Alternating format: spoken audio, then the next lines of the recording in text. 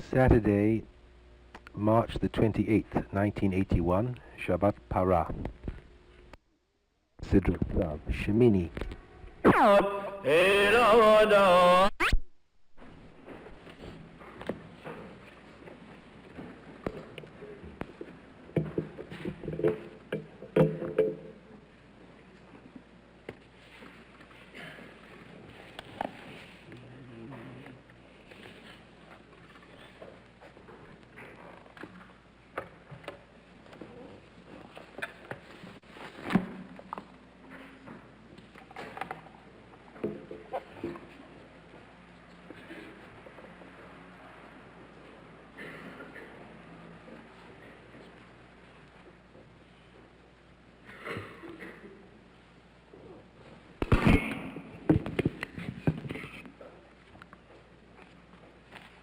We are going to take a look at the Shema this morning in the Birnbaum prayer book.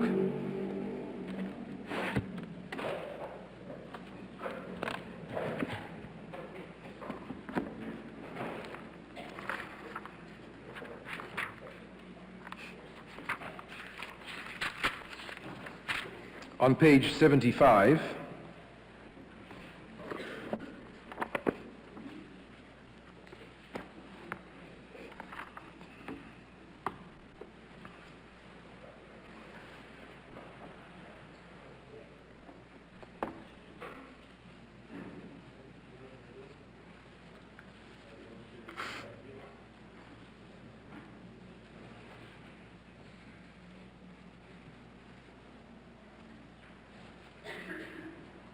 we are in the process of studying the traditional Shacharit service as a text. And we are at the point in the service which is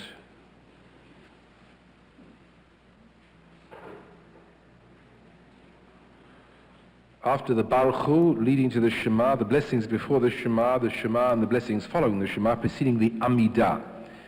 And the nature of the material is such that it cannot be approached sequentially because the ideas overlap.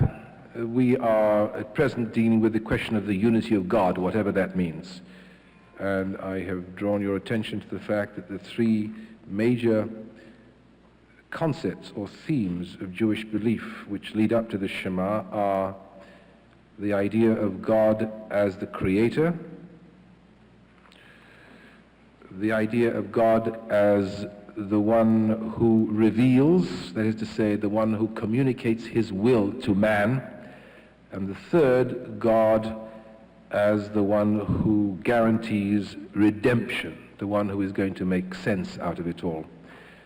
You will remember that in Franz Rosenzweig's Star of Redemption, those three themes were the template of the entire book: creation, revelation, redemption, the three fundamental concepts of Jewish belief, which of course here in this Reconstructionist synagogue we attempt to understand in terms of modern insights. I thought we'd spend a little time today looking at the Shema, only scratching the surface because there is enough material in the Shema to keep us going for the next 50 years. To compare the Shema in the traditional prayer book with the Shema in the Reconstructionist prayer book, and to discuss perhaps the reasons why it was changed, whether the change was valid, whether perhaps it would be progress to regress to the original version which all other Jews use. I'd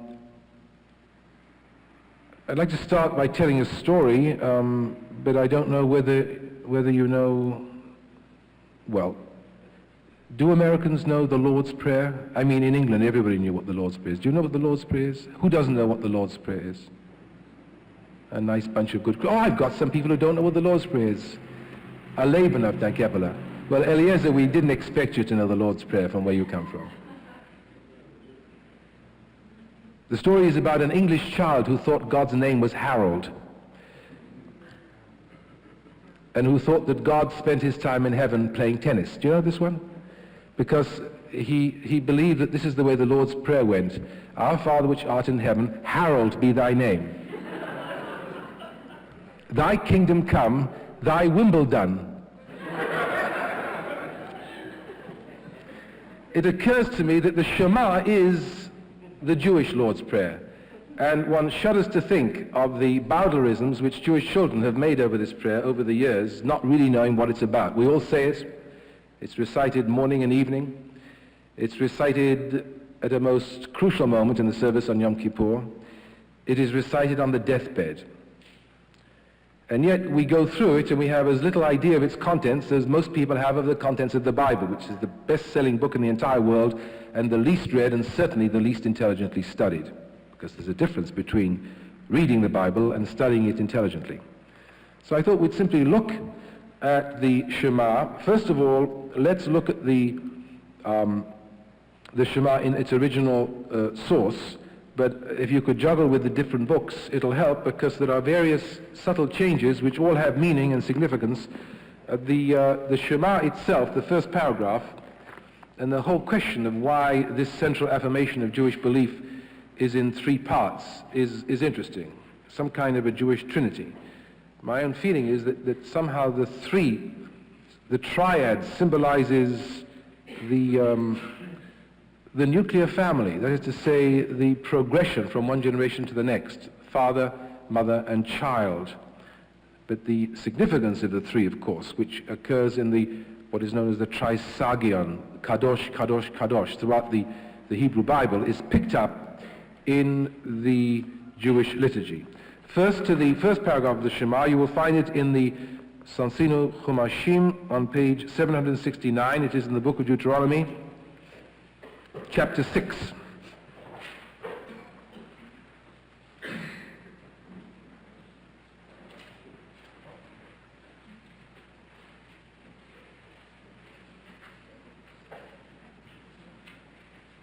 And you will note immediately that there is a verse missing from there's a verse that is added in the liturgy, both in the Reconstructionist prayer book. You might open the Reconstructionist prayer book too. That should keep you busy, juggling three books in your lap, another development of the nuclear family idea.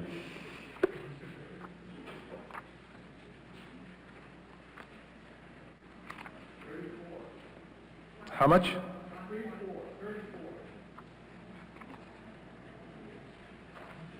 Well, that's in the evening one, so let's look at the morning one, since we're on the morning.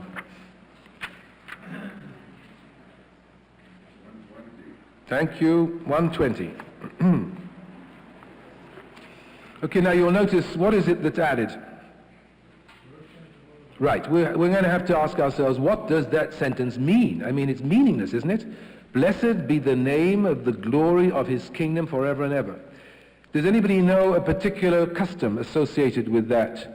By the way, those of you who read the New York Times today will have seen the picture of Rabbi Buchwald of Lincoln Square and the Jews of Lincoln Square covering their eyes. We didn't mention this when we discussed the Shema a few weeks ago, but in fact, when Jews recite the Shema, they do cover their eyes. In fact, in very Orthodox synagogues, in addition to the custom that we did mention, screaming the Echad as if they were, at the end of their last tether, the absolute end of all breath and all life, and the Echad, the Dalet, being literally screamed out with a kind of martyr's agony, the Dalet at the Echad, which we suspected had to do with the dangers of confusing the word Echad with the word Acher. Acher means other. So if there's a possibility of saying Acher, then it means that there is more than one God. And we already know that from the time of earliest times, certainly in the Persia against the Zoroastrians, the Jews insisted that God was one. We still have not completely ascertained why they insisted on the unity of God, but we have an approximate, tentative theory, hypothesis, that when a people, such as our people, decided to survive in the absence of all the usual life supports, land, territory, king, government, parliament, assembly, whatever, Congress, to be prepared to move from land to land at the whim of a host country, to survive in terms of a certain set of values, that to have a totally unified notion of what one wants, to have focused and concentrated one's mind in a particular area, is obviously going to make for survival. The luxury of everybody disagreeing with everybody, the luxury of never arriving at a conclusion, is strictly for those people who are protected by other people. In order to adapt and survive in conditions of oppression and enmity and hostility, one must have total unanimity. One thinks, of course, of institutions such as the army. I remember Commander Ash Lincoln in London, a friend of mine who was in the British Navy, went to visit the Israeli Navy shortly after the state was founded, and came back with the amusing story that and you know, in the British Navy, orders are repeated over these those pipes in the ships, you know. You've heard of England? And the British Navy, the officers would give the orders and the ratings would repeat. So Commander Ash Lincoln goes to Haifa and visits this Israeli frigate, and an Israeli officer gives a command, an instruction to one of the Israeli ratings, and the rating says, Rega, Rega, wait a minute. So I presume the discipline has tightened up somewhat recently, but the fact of the matter is that you have to have total unanimity. You can't have people in the army saying, Rega, wait a minute, you know, something has to be done. That is the kind of idea. The Jewish people became an army with total, absolute unanimity. There was no doubt who was the commander-in-chief. Didn't have 6 different people jockeying for positions of seniority. You had to have only one single commander-in-chief from whom all orders and instructions emanated. It's fortunately, the army situations are not the everyday situations for most people. For the Jewish people, of course, it was. To a lesser extent today, we think. But one must be quite clear in understanding this notion of unity, how it had an adaptational value. In the same way that the leopard survived through its spots, the Jew survived, at least in the past, through this absolute insistence on echad. The absolute wasn't totally absolute. It was slightly qualified. There were certain circumstances in which even the Jew had to bend the knee, and we'll get back to that point in a moment. Now, so the first thing we have to notice is that this sentence, Baruch Shem Kavod Malchuto L'Olam Va'ed, has to have some clarification. Does anybody know where it comes from?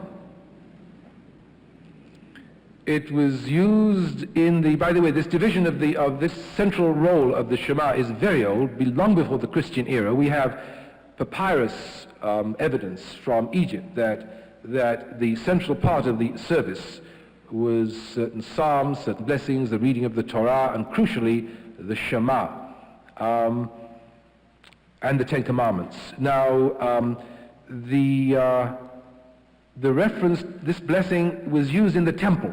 And it was used in the temple specifically during the Avodah service in the afternoon of the Day of Atonement, after the high priest, while the high priest was going through the routine of purifying his family, the community, and then finally entering when the holy name was the Shem HaMforash, the ineffable name, the name that apparently is not pronounceable now, the name of God, which expressed the unity of God. One might say the name which expressed the essential nature of the Jewish people. When that was affirmed, the people said, Baruch Shem Kavod Malchuto L'Olam Va'ed. This was the doxology, this was the response of the people. We still have it in our, if you remember from Yom Kippur, I think some of you will remember now, on Yom Kippur during the Avodah, V'ha-kohanim v'ha'am kishahayu omdim ba'azara kishahayu shomim et Hashem anichbad v'hanora v'ha-meforash yotzeim bipi chohen gadol b'kedusha v'torah. When the people heard the high priest reciting this name in purity and holiness, hayu korim u'mishtachavim v'noflim apneihem v'omodim v'noflim apneihem v'omrim Baruch Shem Kavod Malchuto L'Olam Va'ed. In other words, this was the response on the part of the Jewish people who were standing in the temple at this most sacred moment of the Day of Atonement, which was the one day in the year when the Jews expressed their sense of who they were.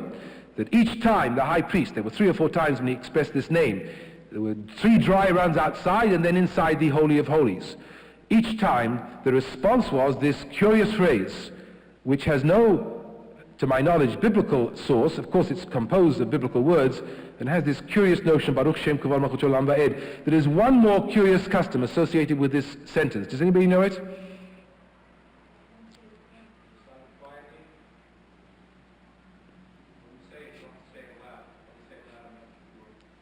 Yes, it is Baruch Shem Kavod Malchut Olam Va'ed. Here we have deviated from tradition, and I always feel very often that this kind of deviation from tradition loses a great deal of the impact of the actual meaning of such a concept. Throughout the year, when the Jew recited the Shema, Baruch Shem Kavod Malchut Olam Va'ed was recited silently. You couldn't hear it. Go to an Orthodox synagogue, the Shema, very loud, echad, deafening. The next sentence is recited sotto voce, you don't hear it. And then the Ahavta again, you pick up. Now, an obvious explanation for that might be that since this verse was added, therefore it's a kind of an apology to the tradition. It's saying, well, this is not there. But on Yom Kippur, this verse, Baruch Shem, has to be shouted out aloud. Kol Nidre and Shacharit. On Yom Kippur, this line, this verse, is shouted out aloud. Why? I'll give you a hypothesis later on, some, I don't know, tentative idea later on. At any rate, here we have then, on page 769 in the Chumash, the first paragraph of the Shema. Notice we have a big ayin and a big dalet. Can you see that? On page 769, a big ayin and a big dalet. Those who go in for homiletics have suggested that ayin and dalet forms the Hebrew word aid. Witness. We are Jehovah's Witnesses, the original ones, Yahweh's witnesses. But I don't think that really washes. I mean, I think they discovered that the ayin and the dalet were there, and they made a word after the event. Our ancestors were ingenious. Our ancestors could have worked out an entire system of ethics from the New York Times, given any single day in the year, by means of pshat, derush, remez, and sod. It was, I mean, you know, you can do that with almost any text. My daughter sent me a paper, which she wrote, a midterm paper, an absolutely fascinating midterm paper.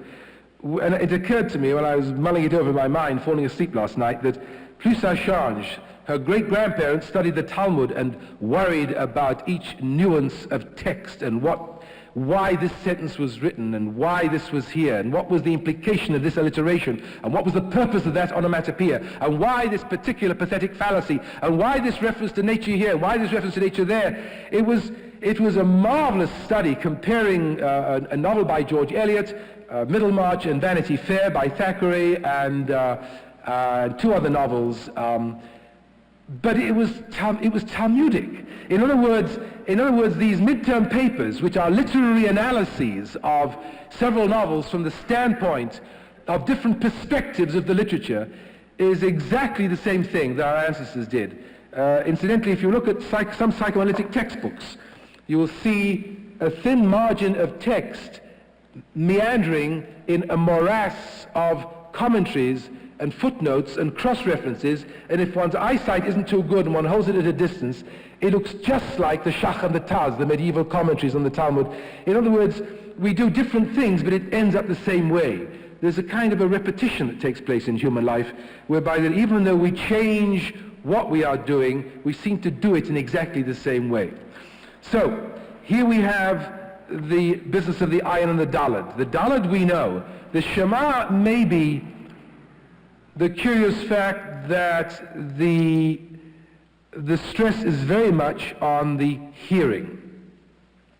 And if time permits, which I'm sure it won't, we will try to ascertain what the meaning is of the contrast between the stress on the verb Shema, listen, O Israel, hear, O Israel, in the first paragraph of the Shema, and the fact that in the second paragraph, the third paragraph of the Shema, the second also begins with the verb to hear, and the third one, which relates to the tzitzit, stresses the verb to see, uri'item oto.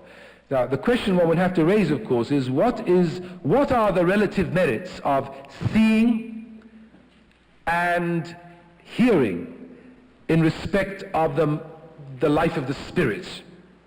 In fact, I can't remember the actual source, but many years ago, the only author who dealt with this that I can think of right now is my late, lamented, and much revered teacher and colleague Ignaz Maybaum, but I don't think these were his terms.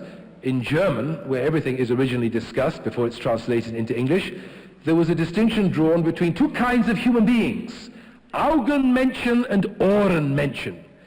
People who tend to respond to life primarily through sight, and people who tend to respond to life primarily through the sense of hearing. And now I wonder whether we have a somewhat of an explanation as to why when the Jew says the Shema, he pushes his fingers on his eyeballs with a kind of a desperation and says the first line of the Shema as if to say, when we recite the first paragraph of the Shema, we must not look at anything.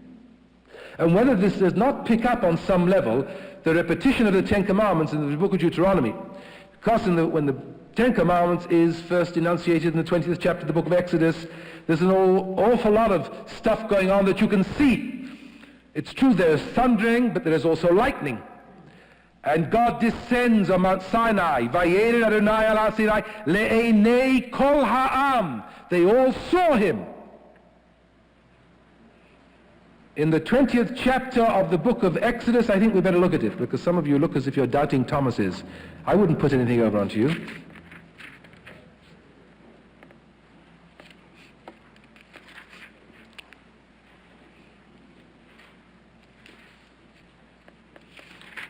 Moses said, Ki bayom hashlishi yered Adonai li'enei kol ha'am. That's page 292, verse 11.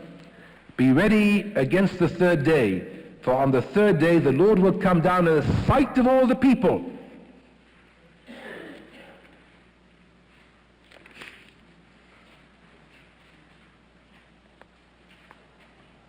There is, it is true, in verse 21 on page 294, caution that if the people look at God or look on God, many of them will perish. Now, in the book of Deuteronomy, when the Ten Commandments are repeated,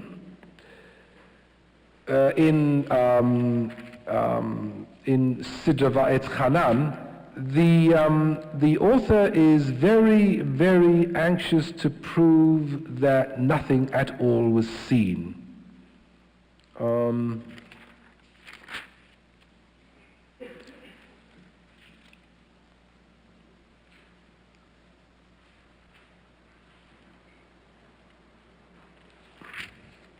I can't put my hands on that verse right now. If anybody can help me, thank you. Laney, where?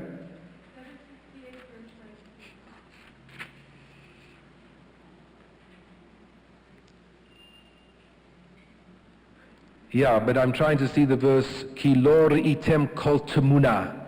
You saw no apparition. You didn't see anything.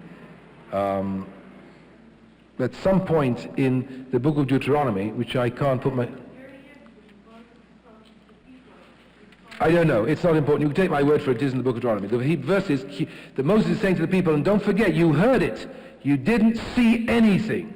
In which case we have a direct contradiction between Shmot and Devarim. There's no question. There's a contradiction. The later author is worried already. He wants, so there is some kind of a tension. What might the differences be between seeing and hearing? What are the advantages of hearing over seeing? After all, one can make a mistake about what one has seen. There are hallucinations, right? You think you see something, but you can hear voices also. Does anybody have any idea what the difference? I'm asking this simply because I'd like to know whether you know something that I don't know. It's obvious that there are two dimensions here. What is the difference between seeing and hearing from a religious point of view? The appeal to the mind through the ear and the appeal to the eye.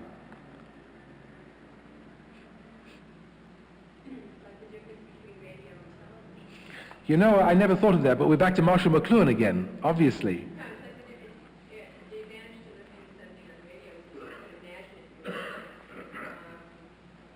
I think you're right, Linda. I think you're right. You know, recently they've been putting Star Wars on Channel 13, and you know what? I just happened accidentally to get into that bit where remember that big boost thing when they go beyond the speed of light. Now, you guys haven't seen Star Wars, have you? That's why I chose to come to Purim dressed as Yoda, and so many of the adults didn't know and had to ask the children. That was fantastic. It was wonderful. The children could tell the parents who Yoda was. Yeah, I think the verse that you're looking for is on page 759, verse 15.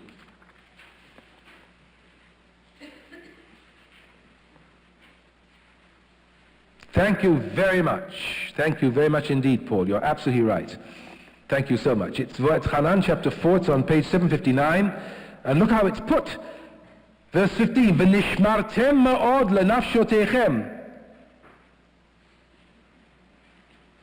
I don't know, it's probably just, I'm getting tired. B'chol levavcha, u'v'chol nafshecha, u'v'chol ma'odecha. Those two words are picked up in this. You have to be very careful when words are picked up in the Bible. The word nefesh and ma'od are used in the Shema. You must love the Lord thy God with all your heart, b'chol nafshecha, b'chol levavcha, u'v'chol nafshecha, u'v'chol ma'odecha. We have those two words here, ma'od and nefesh. Ki lo item kol tumuna. You didn't see anything. You saw no manner of form. Now, yes?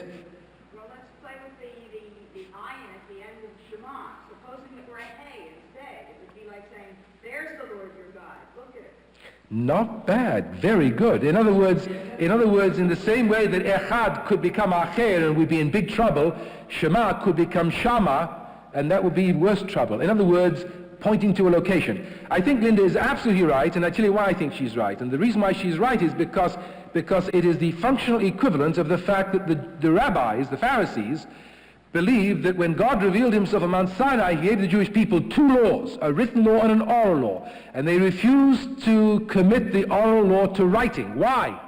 Because when you have something written down, it leads to sclerosis. There's always a possibility of somebody saying, but it's there. It's there. It's written. Judaism has opposed a written law. This was written, and that was all. Beyond that, enormous attempts were made by the spiritual leaders not to commit the law to writing. The belief was that if the law was not committed to writing, then the rough and tumble of daily life would force people to deal with issues in terms of here and now rather than in terms of a dead text. And in fact, after the destruction of the temple, there was a very serious argument between one of the greatest sages and Eliezer ben Hyrcanus and his colleagues. Eliezer was a genius. He was described by Yochanan ben Zakkai as Bor Sud She'eno Ma'abei Tipa, a cemented cistern that doesn't lose a drop. Have any of you been to Masada and seen those cemented cisterns, beautifully smooth so that they will not lose a drop? And people think that this is a compliment, but it wasn't. It was an insult. He was a scholar who was like an elephant. He never forgot anything, so he was unable to progress. Every time somebody said something, he says, but steht geschrieben, you can't do that because we have it written down here. And it was a time of crisis. It was a time of evolution.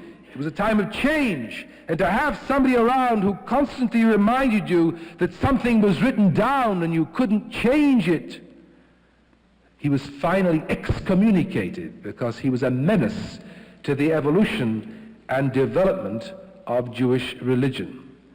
So I think that's very interesting. In other words, now, and then listening to this particular piece of Star Wars, if you've seen the movie, if you haven't, it's a waste of time. They're running away from their enemies, you see. It's all mythological stuff, and they have to go beyond the speed of light.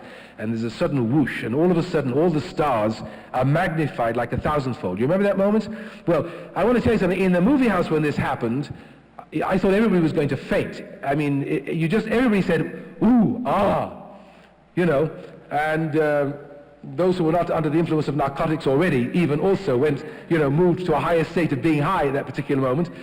But on the radio, it's left to your imagination, your fantasy. One had a much deeper feeling that one was in the cockpit, hearing it on radio, than watching it on a screen removed. So I think, and I've never really understood Marshall McLuhan's distinction between the hot and the cold, but I'm quite sure that something of this is here, that by some kind of an intuition, some kind of an instinct, the Jews believed that hearing is better than seeing.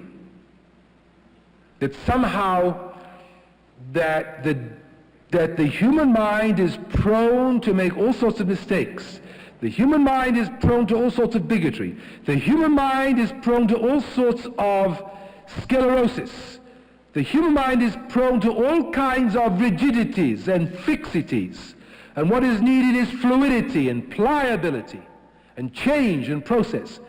And if you have to use a human faculty, the faculty that is better guaranteed to enable flux and change and process rather than fixation and standing still is the faculty of hearing rather than the faculty of sight.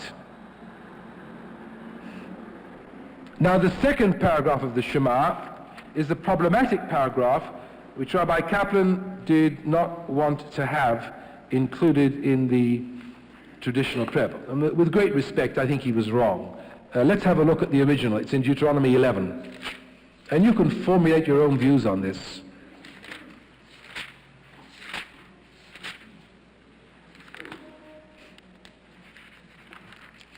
The original second paragraph of the Shema is found on page 792. Incidentally, en passant, one should mention that these paragraphs of the Shema were not printed, they were written on parchment and of course were included in the tefillin, the phylacteries, these texts, and also they are to be found in the mezuzah. So we are dealing with words which were regarded as the most sacred. Even the Ten Commandments do not merit this dignity. Even the Ten Commandments are not to be found in the tefillin or in the mezuzah, but the Shema is. So we're dealing with very, very central and important material.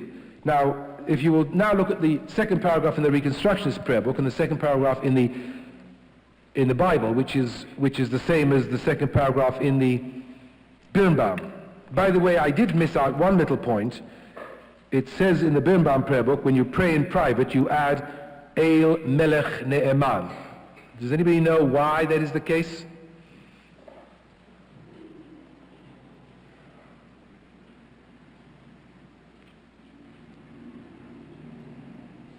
I don't know either.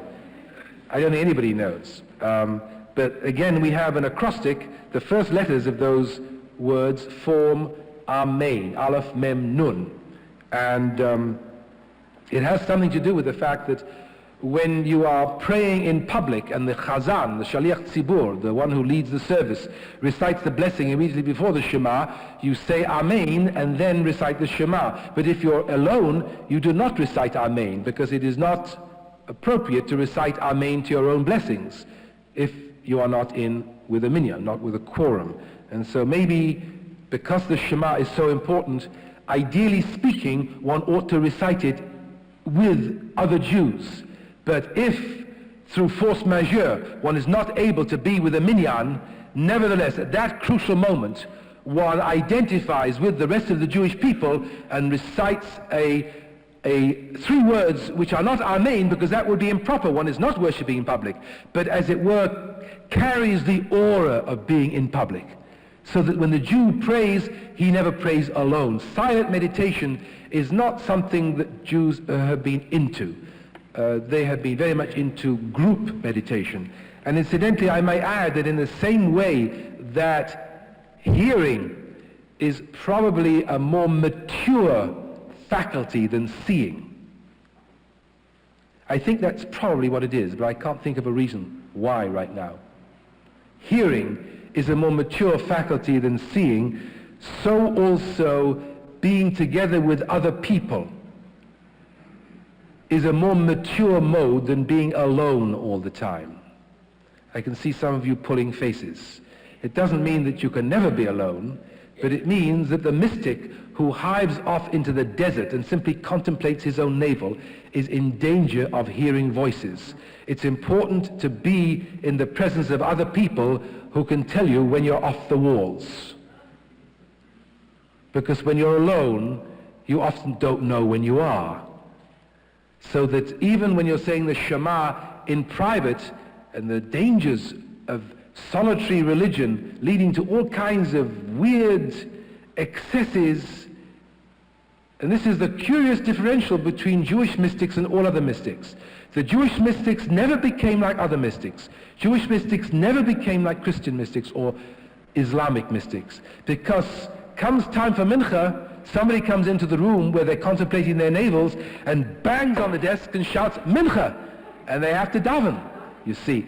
So there's a limit to the amount of time you can freak out. You've got to get back to say Kedusha and Baruch and the Shema from time to time, and that already limits. I mean, can you imagine St. John of the Cross or St. Simeon Stylites could not possibly have been a Jew. How could they have got pastrami sandwiches up there? How could he have got his gefilte fish up there? The idea of somebody sitting on the top of a pole in the wilderness for months on end, trying to arrive at a new spiritual insight. And of course, one almost feels that it's a waste of time saying it in an age when we have lost thousands upon thousands of Jews to Est and Esselen and Shmest and Vesich Vost and every kind of bizarre, weird exoticism, most of whom have picked up crumbs from the riches of Jewish tradition and pushed them to a reductio ad absurdum. This idea that meditation is appropriate, but meditation that takes place without the context of community is self-destructive, self-defeating, selfish, and exclusive. This is something that the Jews understood a long time ago. There were plenty of opportunities for silent meditation in Jewish tradition. There were, in fact, opportunities for silent meditation within the framework of the liturgy. For example, at the end of the Amidah, as we will see, if ever we get there in this decade. However, now, what is the difference between the reconstructionist second paragraph of the Shema and the traditional one? By the way, Paul, if you'd like to be my concordance for this morning, where does the second paragraph of the reconstructionist Shema come from? Well, I think it's actually given there, thank heavens, we've got that. Deuteronomy 28, so we've got the book, let's have a look at it. Now, what is the major difference between the two? And what is the superiority of one over the other? What was in Rabbi Kaplan's mind when he decided he couldn't live with the second paragraph of the Shema, but instead put in something which I feel, from a modern standpoint, doesn't make much difference.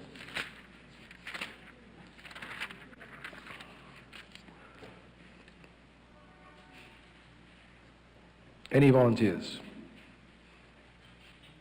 Yes, Mark.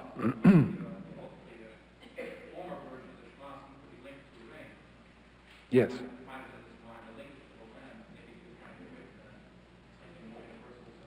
And the second one? The reconstructionist one?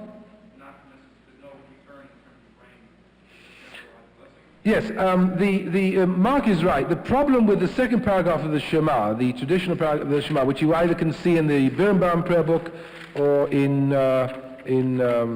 chapter 18 of where is it now? In the I've lost it again. Chapter 11 of the Deuteronomy, is that the traditional Shema says that if you observe the commandments of God, I will give you rain. The early Reconstructionists referred to this as meteorological Judaism. Actually, this paragraph deals with a very important concept in Judaism, which we haven't discussed recently, but we ought to really try to wrestle with one of these days, namely the concept of sachar v'onesh, reward and punishment, and hashkacha kalalit and hashkacha pratit, divine providence. The notion that it was widespread in traditional Judaism and is still believed by Orthodox Jews today, although one doesn't hear them talking about it too much. I think they're very wise, that God is cognizant of everything that we are doing as a people as a whole and everything that we are doing as individuals, and that no matter what happens to us is decided by God. If I may just quote one brief reference from the Talmud, Ein Adam nokef etzba'o milmata, ela im ken gozrin alav milmala. A man does not so much as stub his thumb on earth unless it has already been decided in heaven. There are some beautiful sections of the New Testament which also deal with this idea, where Jesus talks about, are not two sparrows sold for a farthing. Consider the lilies of the field, how they grow. They toil not, neither do they spin. And yet I say unto you that Solomon in all his glory was not arrayed like one of them. What Jesus is saying there is a pure rabbinic Pharisaic notion, namely that I, God, am the owner of all good things in the world. And the lilies of the field are better off than Solomon in all his glory. And I will give you everything that you need as long as you have faith in me. I think that verse goes on. I'm a little bit rusty on my New Testament, I must admit. Anybody want to help me out? If then God extends, a little bit of a paraphrase, so much love on the lilies of the field, which are here today and gone tomorrow, how much more so will he lavish his beneficence and munificence on you, O ye of little faith. Ketanei emunah, a phrase straight from rabbinic literature. Well, apparently the traditional Jews in those days had as much difficulty with the question of providence as we have today. In other words, they also felt that somehow it doesn't seem fair that good people have to suffer and the mamzerim get away with it scot-free. And this is a problem, of course, to which there is no answer. The problem only arises because we insist that there is a question. Life is a random walk. We only get into problem with providence if we insist on applying to life systems of human value which begin and end in the human mind individually and collectively. There is no hashgacha out there. We create hashgacha ourselves because to live without believing that there is some kind of providence, even if it is only providence that we dish out to ourselves, is an intolerable thought. The idea that we could get run over by a car or be struck down by some fell disease before we get home and have our chicken soup is something that we couldn't live on a constant, ongoing basis. So our own self-protection leads us to believe in hashgacha. I suspect that the modern name for hashgacha is narcissism. That is to say, an investment in ourselves, a feeling that somehow we matter, that we are important in the scheme of things, which we have to believe in if we are to be able to walk 2 steps, but which on closer scrutiny does not seem to hold up. So these are very important. Now, it's true that in the course of Jewish tradition, some courageous thinkers have tried to wrestle with this notion. Maimonides, in Moreh Nevuchim, the Guide to the Perplexed, really wrestles with the question of why the poor widow who only has 1 field and 1 barn and 1 house is the one that gets everything swept away during the flood, and the rich people who live in town still survive even though they are wicked. And he comes to the conclusion very much the same as 19th century Unitarian preachers used to come to. Story, that how can you expect, if someone's running for a train at Grand Central Station and the train, and he's late, how can you expect, if you're late, for that train to be held up because you're late? You have to obey the rules. If you're there on time, the train will be there for you. If you're not there, so how can God look after? In other words, the way in which providence is being qualified is by saying, well, there's providence on a global basis. Maybe the family, maybe the clan, maybe the tribe, maybe the group, maybe the people, maybe the ethnic group, maybe humanity, but it gets bigger and bigger and bigger. In other words, and the poor little guy who really has the problem, who's been hit on the head by a brick while walking down Park Avenue, he's the one who wants the answer, but he's told, well, in the scheme of things, if you'd been if you hadn't been there when the brick fell, you would have been okay. That's your problem. It doesn't really solve the problem. So Rabbi Kaplan removed the idea that one could get rain by praying,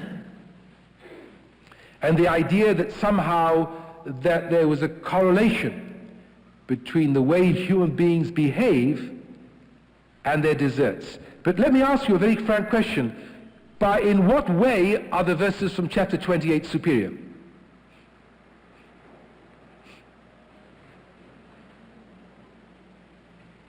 Just look at the verses on page 865, 28th chapter of the book of Deuteronomy.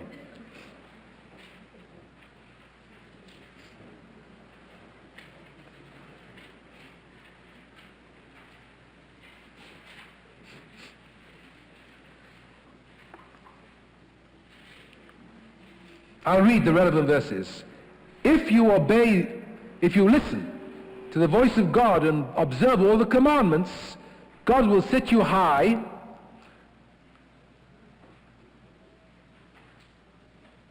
There's a very infantile thing in that. It's very infantile. What? You missed the first sentence that follows that. Go on. You have about before that you have this great sentence about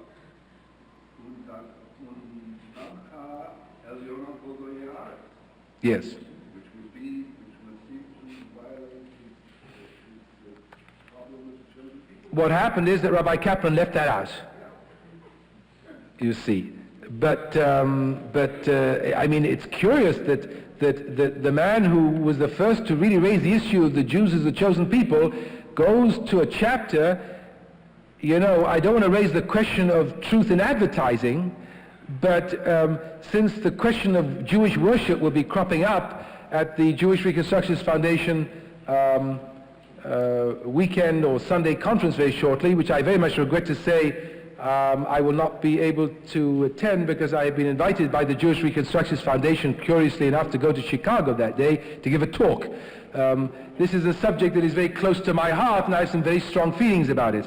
But one of the points that no doubt will be made that day is the Reconstructionists introduced honesty into liturgy by refusing to do what the conservative and the other Jews used to do, putting the Hebrew on one side and not giving the correct translation. With great respect to Rabbi Kaplan, I think this is a very deceptive thing to do, to take a verse which unequivocally expresses chosen peoplehood at its worst or best, depending where you stand. That if you will obey the law, God will make you top dog. And that you leave out. In other words, it's a little bit like sometimes they do when they advertise plays and movies. Somebody writes a slashing review, Stuart Klein gives one of his inimitable put-downs, and 4 lines are taken out in where he's saying, it does this, it does that, but, and the but is missed out, and you only get the positive side and not the negative side. I think there is a genuine problem of truth in advertising here, and we Reconstructionists should be as open to the criticism that we are so ready to bring to other denominations in Jewish life against ourselves. I think we made a boo-boo by taking out the second paragraph of the Shema. I don't think we gained anything. First of all, I don't believe in Bowdlerizing the Bible unless there are serious reasons. I think the Bible should be presented warts and all. That's why we have reintroduced the traditional Hallel. Although it contains certain sentences which do not quite mesh with the most advanced modern ethical insights, I don't think we have a right to project our advanced ethical insights onto the past which did not possess those ethical insights. We have to live with our ancestors the way they were. By all means, reflect on their shortcomings and be aware of their shortcomings, but I resent people tearing pictures out of family albums, which is what we did. So let's look at this. And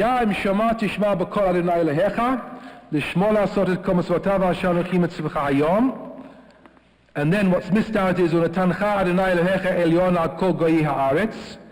and the Lord thy God will set thee on high. In other words, this is the original author.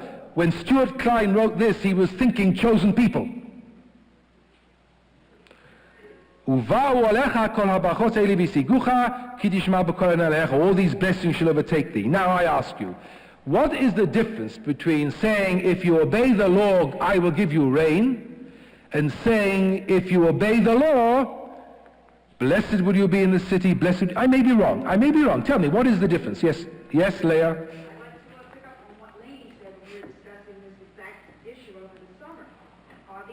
Do you want to stand up? Because can you hear upstairs?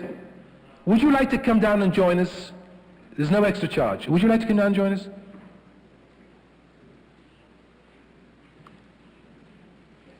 Give them a moment to come down, Leah, would you?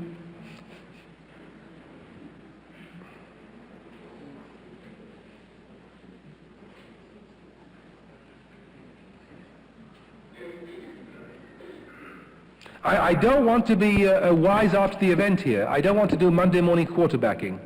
This is a very serious issue, and I hope this issue will be raised when we discuss worship in the synagogue in a few weeks' time at this seminar. You see, what worries me is we lost what we gained. I'm not sure what we gained. I don't think we gained anything. What we lost was Klal Yisrael. Our kids go to other synagogues and they don't know where they are because other synagogues have different traditions. That is to say, we got out of line with the entire the entire davening Jewish people. For the sake of what? We gained nothing. I think we lost a great deal. Okay, Lainey. For the sake of 19th century liberal optimism, to answer your question, the original paragraph says, "Beware lest your heart be deceived, then the Lord's anger will blaze against you." Catherine, I think Lainey was right, Catherine was a 19th century liberal optimist. He was perfectly happy to give us the blessing, but he did not want to give us the curses. They are both a matter of reward and punishment. Catherine simply picked a paragraph which cut out the punishment. I think you're right. I think Lainey's absolutely right. I think we are back to this business of sweetness and light again, that if one could say something that was sort of sweet and sugary rather than the negative, it would be better. Somebody had their hand up over there, or was it my imagination? Please, our visitors should feel free to ask questions. If they can't guarantee they'll have an answer, but yes, Lainey. Would you stand up there? I think people can't.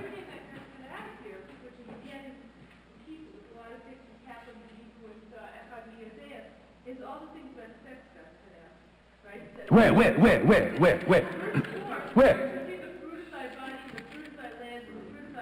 Oh, is that out?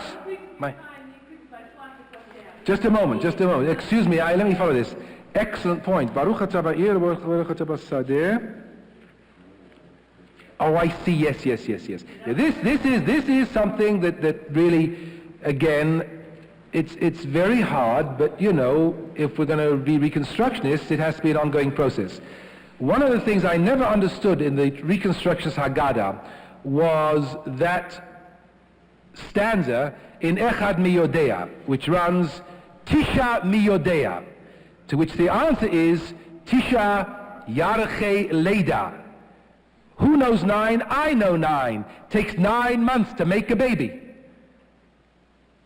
Now, here again, since we Reconstructionists used to criticize the conservative movement for not translating literally what was in English, like the resurrection of the dead bits, we have Tisha Yarche Leida in the Hebrew, but in the English, we don't have any reference to childbirth. Does anybody remember what's in the English in the Haggadah, Leah? 9 are the intermediate days of all the festivals. 9 are the intermediate days of all the festivals. 9 what? 9 holidays. Now, making all allowances for the fastidiousness of an earlier generation, I feel very strongly that references to sex belong in the synagogue, and that there's nothing wrong in referring to the naughty parts, as Monty Python calls them, in the synagogue. One of the reasons we have reintroduced the traditional reading from the 18th chapter of the book of Leviticus on the Day of Atonement is because the removal of the list of forbidden degrees of marriage and the other sexual malpractices which the Canaanites were accused of performing has an integral role in the whole mythological gestalt of the festival which commemorates the vernal equinox. Today's Torah uses the symbolism of Nida to describe the extent to which the Jews corrupted and sullied themselves. Right. So, as I say, one of the points that I am making in terms of any new prayer book is that we should be very clear in our minds that progress sometimes involves regress. That when you make a mistake and you drop something and you stop doing something that you ought to have been doing, you are making considerable progress when you decide to do what you stopped doing. That is to say, you go back in order to advance further. And one of the ways in which you see, look at this discussion that's taking place in our country today over the question of whether children should be instructed over sexual matters in school. And there was even this morning, I think I read it very rapidly, there's a letter in the New York Times saying, who are these people who are complaining about sex education in the schools, who want it removed, and who complain about the high rate of pregnancy among teenagers? The parents.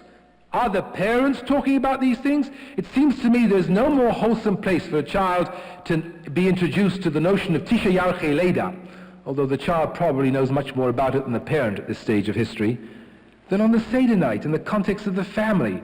Why do we have to alter these things? The child can go around the corner and see more than the translation of that verse today. That is to say, we have a lot of traditional material which is human and beautiful and real and belongs in any well-ordered liturgical society. And I think we Reconstructionists have not only got to think about what praying is going to be like in the future, we should take a very hard look at what we gave up in a misguided belief that we were conforming to the spirit of the times.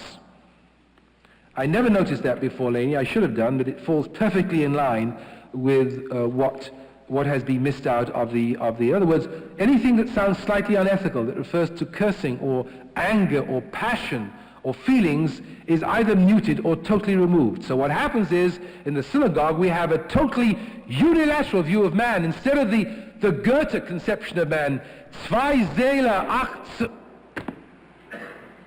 Are they shooting? What does Goethe says? Zwei Seele wohnen ach in meinem Bruste.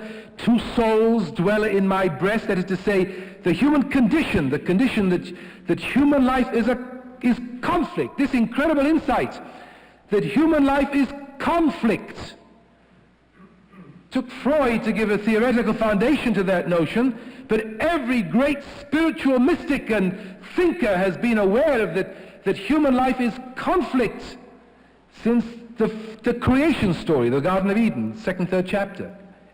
Eve and the apple, serpent. Conflict. Life is conflict and tension. Rabbi Lewittes. I think this point that you're making very well is found in the introduction in Roman number 19, where it is pointed out that meteorologically we cannot attribute the difference in rainfall to our actions, but reward and punishment are, in a sense, the result of our actions.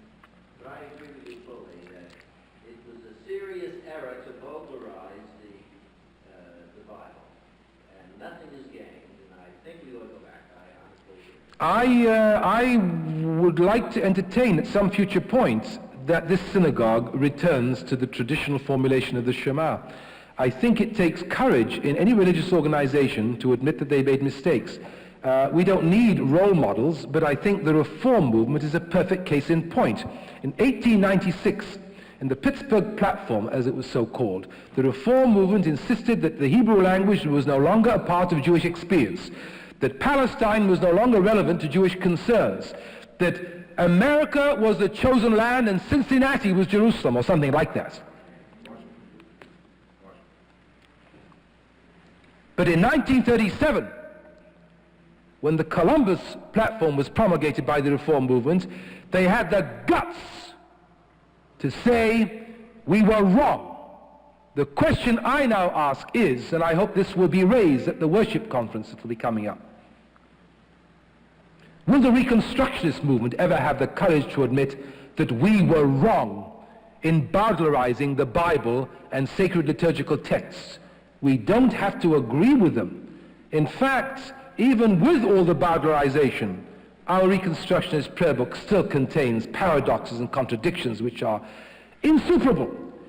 We're better off with the traditional text, which at least we know is something we can't go along with, and then try to move from that point than to delude ourselves into thinking that we have gained anything by simply Bowdlerizing, distorting tradition. This particular one, where the chosen people was removed, I think is something that we all have to be conscious of. Now, time is running out, and we've barely scratched the surface of this material, and we will come back to it again. If there are any questions that any of you would like to ask, I'll be very happy to entertain them. But I want to share with you one concluding insight, which I learned only from Rabbi Kaplan and have not seen it written up anywhere else. The Rabbi Kaplan only gave it to me in terms of the 3rd paragraph of the Shema. Oh, we never got to the 3rd paragraph of the Shema in the actual text. It's in Numbers, the book of Numbers.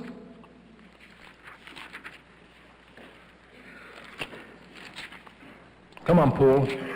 Do your thing. Vayomer. It's at the end of a sidra. Which sidra is the end of? Huh? Oh, thanks. It's there. I didn't realize. Chapter 15. Yeah, it's on page 633.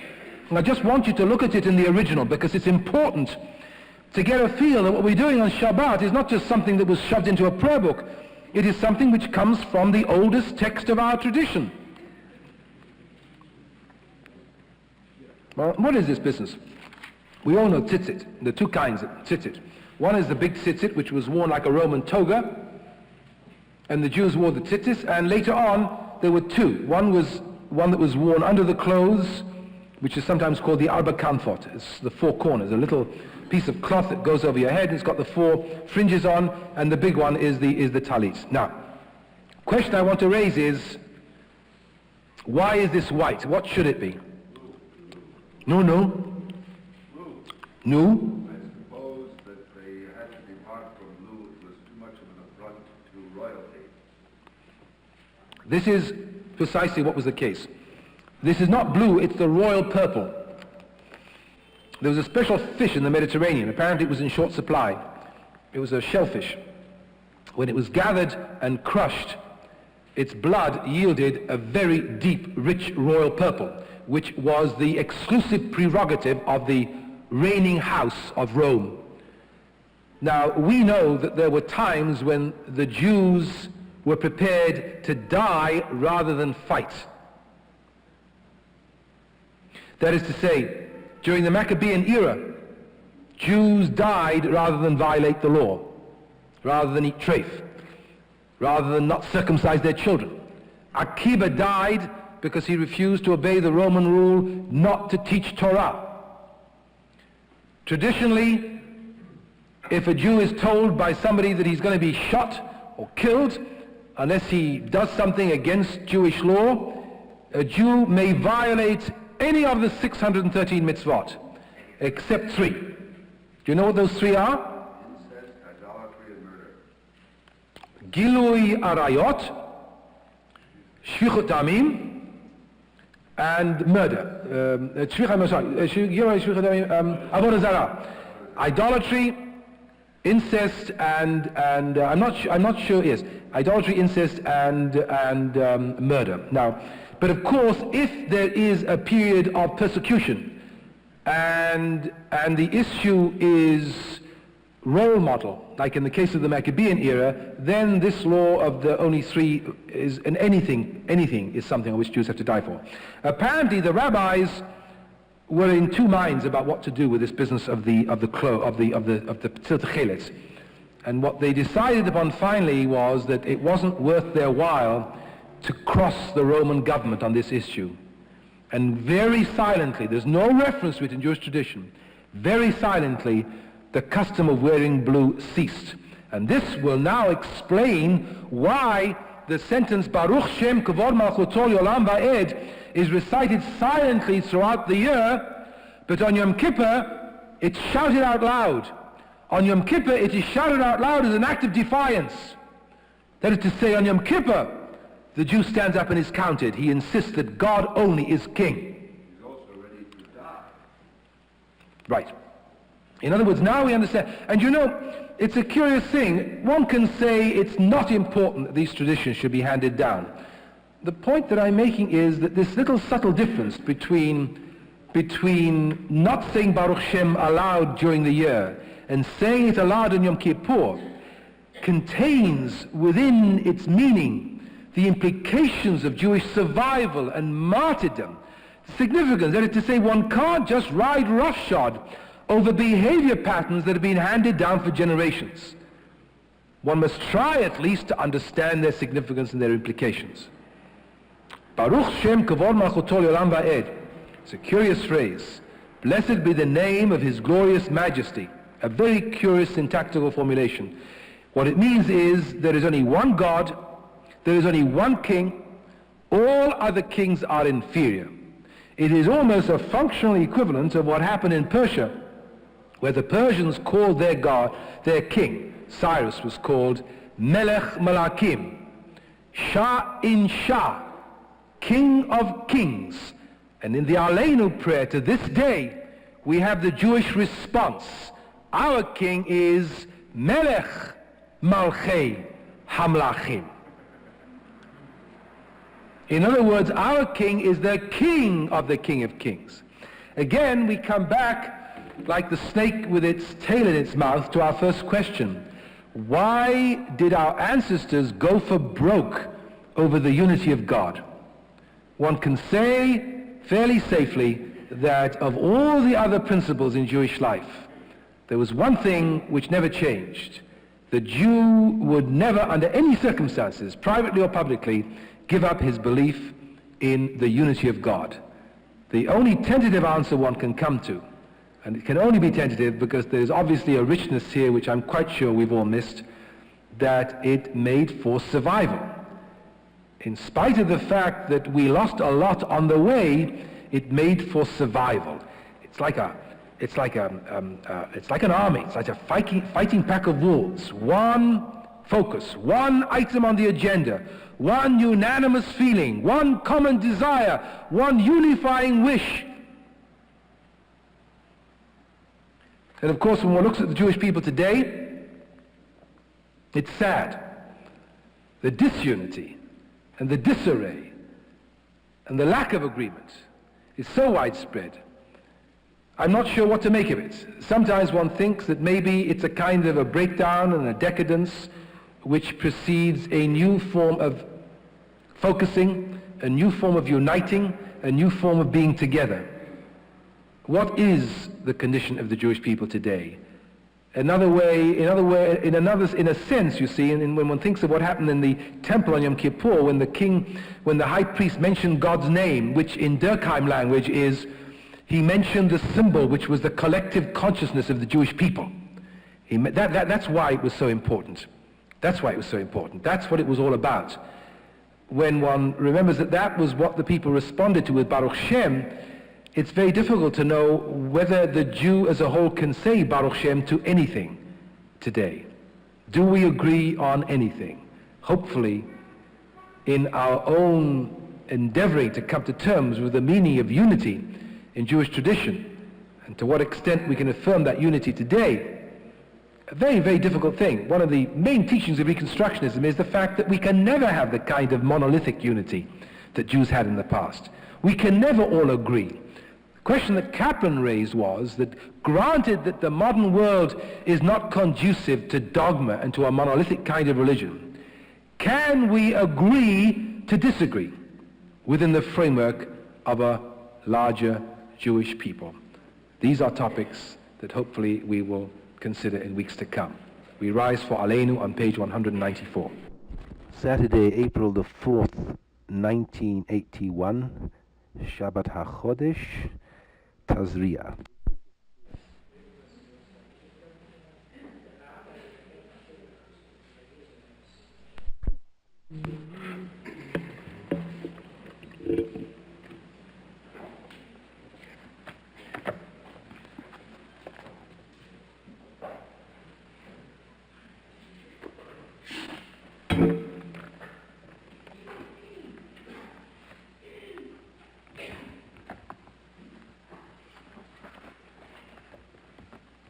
Please turn to the Birnbaum prayer book on page 75.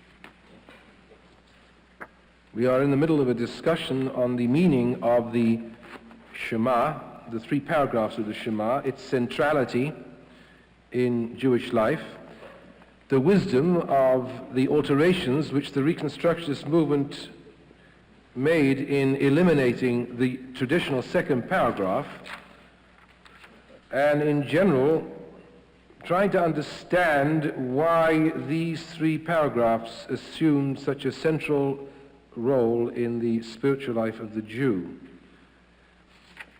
One of the questions which cropped up last week was the reason why the stress in the opening part of the Shema was on the faculty of hearing rather than on the faculty of seeing. And I drew your attention to the fact that this is not just accidental, because in the repetition of the Ten Commandments, which occurs in the book of Deuteronomy, there is an attempt by the author to insist that, contrary to the literal text of the book of Exodus, the Israelites saw nothing when God revealed himself to them on Mount Sinai, but simply heard, even though the version in the book of Exodus clearly says that God descended in the sight of all the people. So that we derive from that disagreement between the book of Exodus and the book of Deuteronomy that from the earliest times in Jewish experience, there was a feeling that the faculty of hearing was of a higher order than the faculty of seeing. Did anybody do any homework on this? It occurred to me last week that I should ask somebody to go and find out something on the subject that nobody seemed to know anything about. Did anybody think further during the week about these two different faculties? Yes. Dale suggested that one big difference was that you can control sight, but you can't control hearing. So as you close your eyes and not look at something, but you can't close your ears. You can buy wax things and stick them in. You can buy a Sony portable from Macy's at $120. They're going down in price. Yes? No? You can't really. If you've ever had somebody who was walking around in high heel shoes on a parquet floor at 3 o'clock in the morning, there's no escape. No, I can't buy that one. That's what he's saying. There's no escape from hearing. There is an escape from seeing. Oh, you mean you can just stop your eyes up? Yeah. That's easier to edit something that you see than something that you Well, then how would this help us out in the case of the Shema? just that sense of hearing is a stronger way of communicating with somebody because they can't avoid it the way they So then the issue would be you can't avoid it. That would fit in to some extent, because one of the things we're going to notice when we look at the Shema is that the essence of the 3 paragraphs of the Shema is that the idea behind it was that Jews should be so set up that they couldn't avoid being Jews. I'm embarrassed to say that because it doesn't seem an entirely desirable pedagogic principle. To put it in very simple terms, God is saying, I'm going to make you stick out like sore thumbs so that everybody else will know that you're Jews and you will know that you're Jews, and how can you get into mischief? It's a little bit like the Catholic priests who dress up so manifestly as men of God. How can they get into trouble? They do actually, but that's neither here nor there. They're not supposed to. In other words, the robes are supposed to, all uniforms are supposed to protect us from certain things. Isn't that the case? Isn't it the case that a uniform of any kind, a military uniform, a police uniform, there's a difference between a policeman on duty and a policeman off duty. There's a difference. Myron, you look as if you're bursting. No, I wasn't bursting. It's the anonymity of the peasant. The anonymity of what? Peasant. In other words, the individual gets lost all the time. Yes.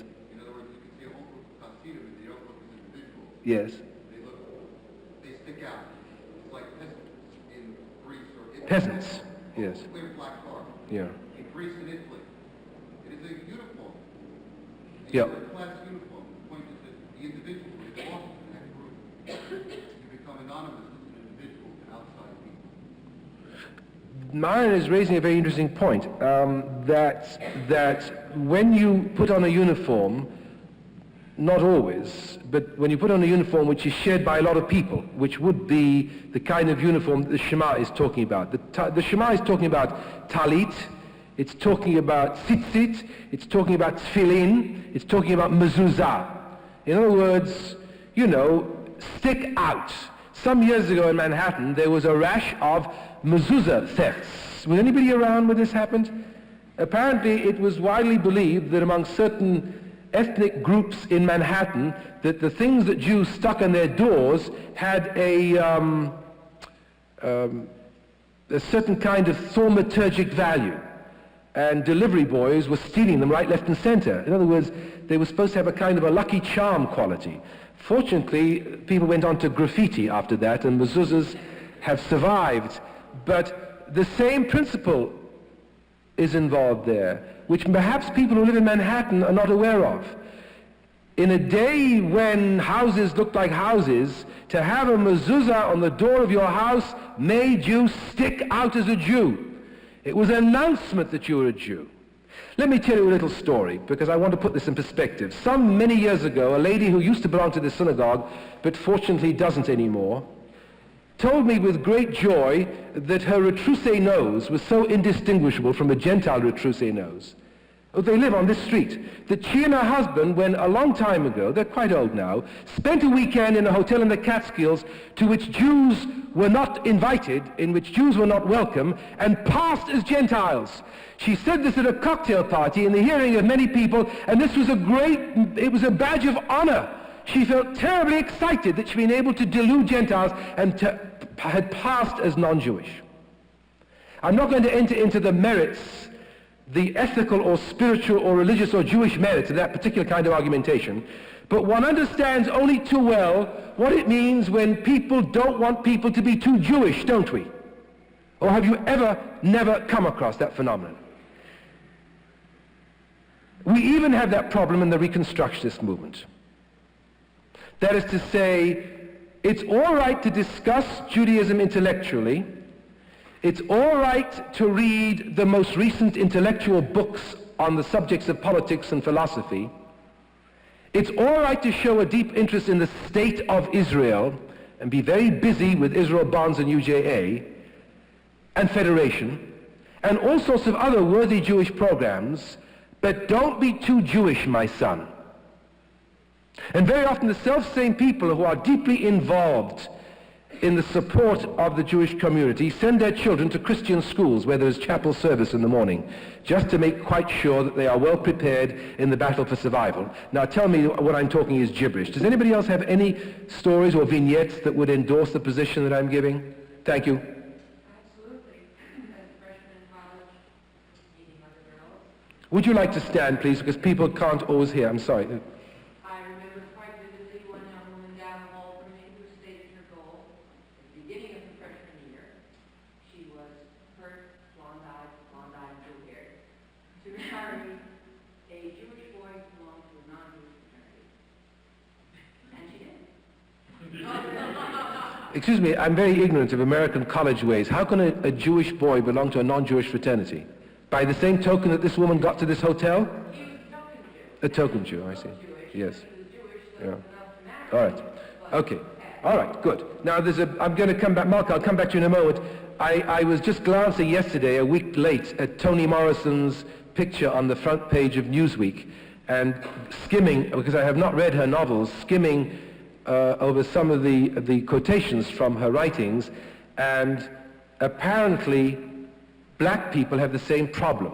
And there's a letter from James Baldwin in which he writes, I think, to his son, in which he says, "My son, the real problem in life as a black person is that you shouldn't buy what the rest of the world feel about what being black is. You've got to have your own sense of values." In a sense, what we're talking about, and that's what the Shema is about, is the problem involved in Jews buying the opinion that the rest of the world has of them.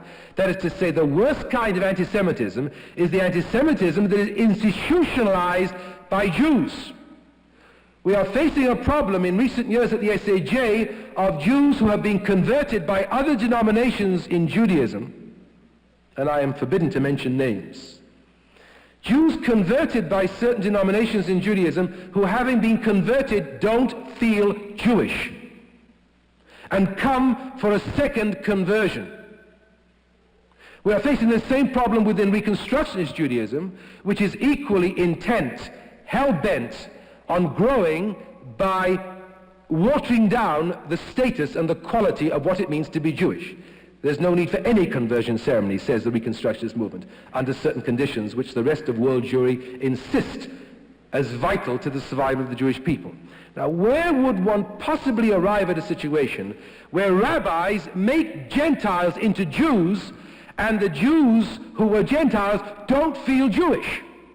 The only conclusion I can draw is that the rabbis are so uncomfortable with what being Jewish means themselves that they convey that ambivalence to the people they are trying to convert.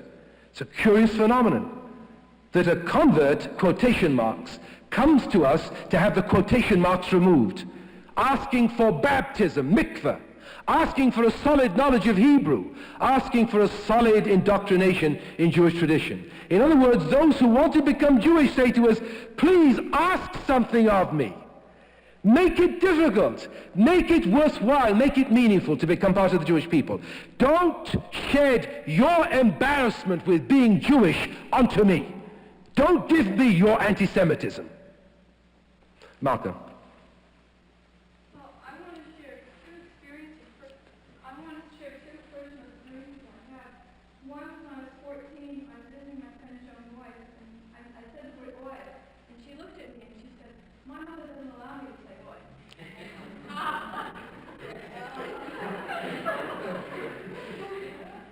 And the other experience I want to share is that I grew up in here, Indiana, and everyone would compliment my mother and how un-Jewish I was, how Yiddish is shifted. And I think my reaction to that was when I came to Indiana, I changed my name to Malka, because I got tired of explaining myself, and this was very obvious to everyone that I was Jewish and had to be two places. What did you say? You were brought up where? Gary, Indiana. Gary, Indiana. Oh, I see. I didn't realize, Mark, I have a whole new view of you. Now, yes. Would you stand, please? I think the problem is not only that some people have the embarrassment to be Jewish, but the philosophy that Judaism in people's minds, some Jews think it's one of all the religions, and we can't say we think it's better. And I think if you follow any religion, you should be able to say of it, I follow it because you have a right to believe in the others, but I personally think this is religion. It's all right. I don't I understand. You mean you feel that one ought to be able to believe that one's own religion is the best? I think so. Yeah. It is. You are a visitor here, right? This is your first visit here. Oh, that's why you heard a little buzz of conversation. I should warn you that you entered the lion's den this morning.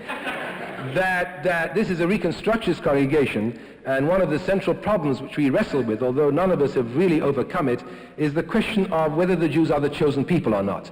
And for...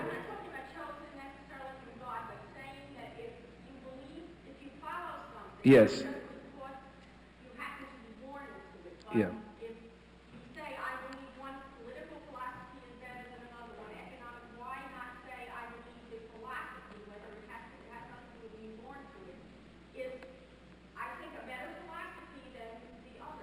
Yes, I understand, I appreciate, I respect your viewpoint. I cannot share it, you see, and this is an essential teaching of Reconstructionism, that one is born into Judaism, or one adopts it, one becomes converted to it, and that we don't remain Jewish because it's better, but because it's ours. In one of Rabbi Kaplan's finest comments on this notion, which comes from, I think, the third book that he wrote, which was published, I think, in 1938, I'm not quite sure of the date, after Judaism and Civilization, the Meaning of God and Modern Jewish Religion. It's called Judaism in Transition. Unfortunately, it's out of print right now. He says, a lot of people write diaries, but the diaries that people write don't have to be better than the diary of Samuel Pepys, which was an internationally renowned diary.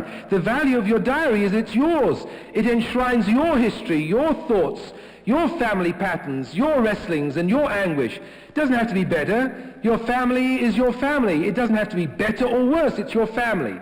And Rabbi Kaplan argued in that chapter for an understanding of religion whereby people could accept the fact that although on one level, a la Aldous Huxley's perennial philosophy, all religions point in the same direction, the ethnic specificity of each particular group belongs to the group. It's not better or worse. Pesach, Easter is not better or worse. If you're Jewish, you do this, and if you're Christian, you do that.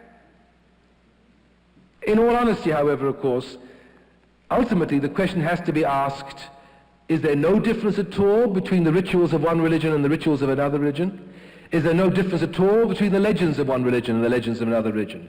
Is there no difference at all between mythology of one religion and mythology of another? So therefore we are led back to this problem, and our sort of laughter and buzzing over your question as usual, indicates our embarrassment. Because although on the one hand, no, on the contrary, we welcome visitors who embarrass us, it makes us rethink our position. Otherwise we get into a rut.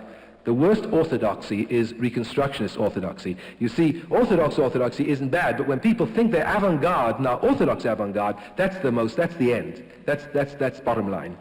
You see, I would put up an argument that on some level, for example, the ritual of Passover does have a certain superiority to the ritual of Holy Communion.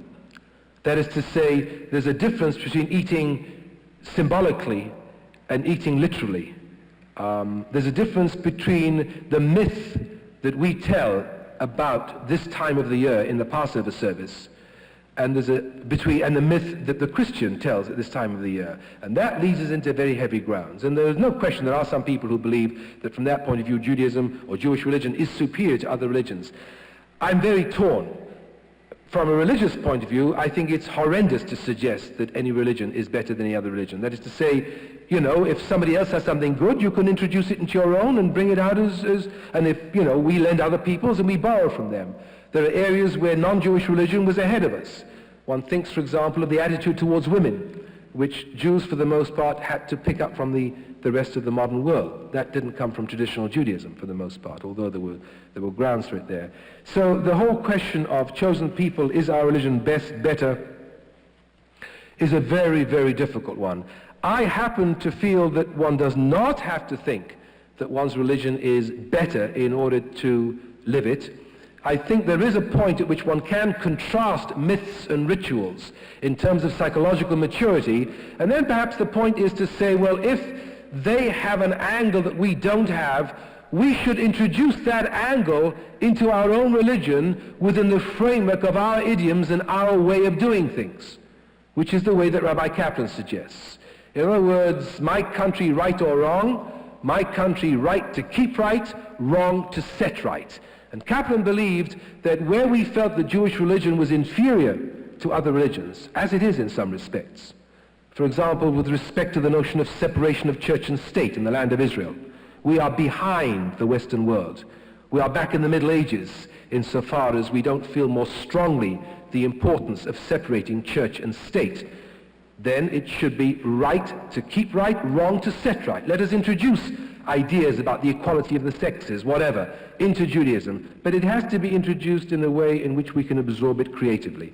This is a very, very big problem, and we've just scratched the surface of it. I want to go back briefly to Malka. Charles Lieber tells the story of a very refined dinner that took place in London where some house Jews had been invited at the Guildhall, and the waiter spilled some of the mock turtle soup on the dress of one of the self-hating Jewish ladies.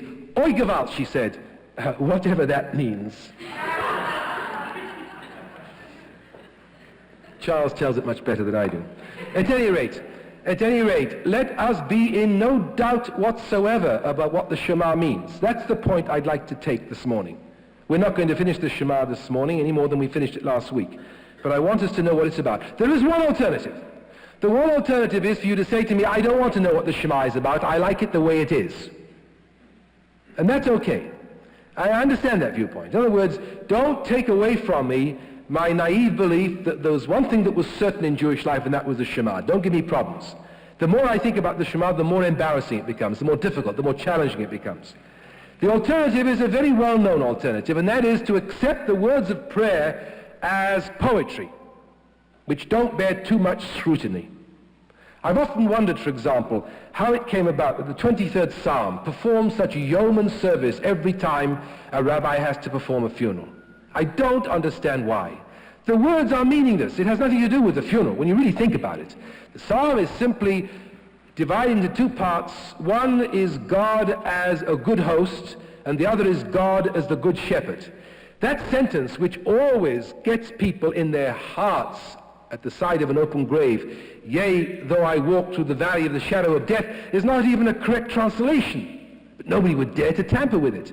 The image is of a shepherd leading his flock over a hilly place full of ravines and narrow twisting turns, and he has the shepherd's crook.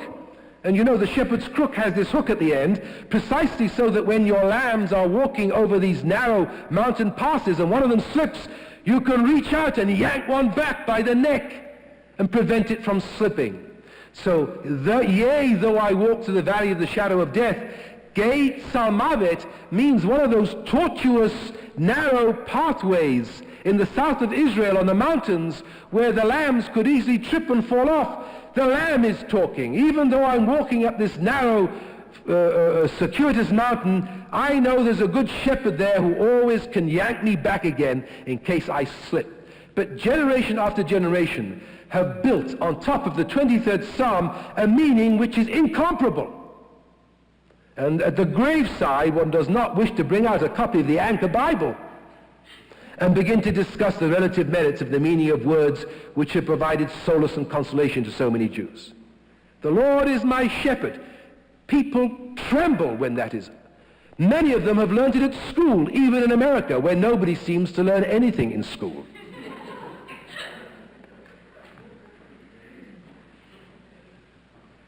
And I shall dwell in the house of the Lord forever, which is David speaking about the temple, becomes a kind of an acknowledgement of an immortality. Living in God, the mansions, the divine. Nothing. The author of the 23rd Psalm didn't even believe in life after death. It comes from that period in Jewish history before the 3rd pre-Christian century when there was no life after death. There was a place called Sheol under the ground where the disembodied spirits of the dead walked around, some kind of Jewish Hades. Dank, cold, miserable. That's how our ancestors conceived of what went on after death. There was no life after death. There was a miserable kind of existence after death. Now, one could adopt the attitude that one wants the Shema to remain. Well, I always like to tell the story of Cecil Roth, of blessed memory, my teacher, who used to visit the Oxford prison every year for Yom Kippur to visit the Jewish prisoners. There were Jewish prisoners. I used to share the chore when he was abroad, and I remember once the governor of the prison invited me for tea one day, and after it was a bit like a business lunch, where people go around all of the world, all the irrelevancies until after the 3rd course and then get down to the jugular. And after the Hovis sandwiches with cucumber, very thin, and after the cake and the 2nd cup of tea, he said, Padre, he says, Padre, he says, why are there no Jews in here for clean crimes? Clean crimes? I said, what is it? Murder, rape, battery, assault, mayhem. They're all here for fiddling the post office and fiddling on their tax returns. So I learned a very interesting designation at Oxford Prison, that this governor of the prison regarded things that involved embezzling money as dirty crimes. A clean crime was to hit your mother-in-law over the head with a brick. That was clean. Well, live and learn. We should see ourselves the way others see us. At any rate, Roth used to say that on Yom Kippur, he would realize that the prisoners were not that galernt. They didn't know that too much about Yiddishkeit. And so he conducted the service in English, he says, but when he got to the Al-Chet, to the Al-Shamnu, for the sin where would we have sinned before thee, he said, I thought it would be more discreet to leave that prayer clothed in the obscurity of the original Hebrew. Now, we could leave the Shema cloaked in the decent obscurity of the original Hebrew. The language that James Joyce invented? Yiddish. Yiddish? I think that's Irish Yiddish, by the way. I suddenly realized this week that Yiddish must have been James Joyce's notion of Irish Yiddish. The language that he creates in Finnegan's Wake? The language that he imagined, he follows Vico, the author of The New Science, published in 1725. He believes that primitive man spoke a very non-universal language. There were no universals. Everything was very thingy. Everything was, Ernst Cassirer has tried to describe this phenomenon. That is to say, before human beings were able to speak in terms of universals, which is incomprehensible to us, because every time we say chair, we're only able to use the word chair because we know what chair means as a universal. But the idea about Avika was that the language of mythology, which was the language which people spoke at the very beginning of time, did not have universals. It was before universals. When you saw a dog or a cat or a lamb, you experienced it as a unique theophany, as a unique revelation. You had nothing else to compare it with. So Yiddish is, I'm sure it's Irish Yiddish. It's a combination of, somebody told me this morning that the only presidents who have ever been assassinated are Irish. So the Irish are Jews, sort of, in some way. I mean, are you quite sure? Well, there we are. You see, one shouldn't listen to everything one hears. So Yiddish, you see, maybe the language of Joyce generates an aura, generates a feeling, generates a sense of well-being, the way in which the words are used. But one would be hard put to discuss conceptually exactly what is being said in the particular paragraph or chapter. By the same token, I always think of those lovely lines written by Keats in his Ode to a Nightingale, you know, where he's talking about this nightingale, and he's saying, "Thou wast not born for death, immortal bird, no hungry generation." I'm glad to see some Americans did learn something at school.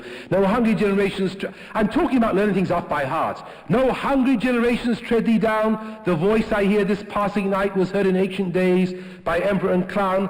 Perhaps the same voice that found a path in the sad heart of Ruth when she stood in tears among the alien corn. And then these lines, "The same that are oft-time charmed magic casements, opening onto the foam of perilous seas, in fairy lands forlorn."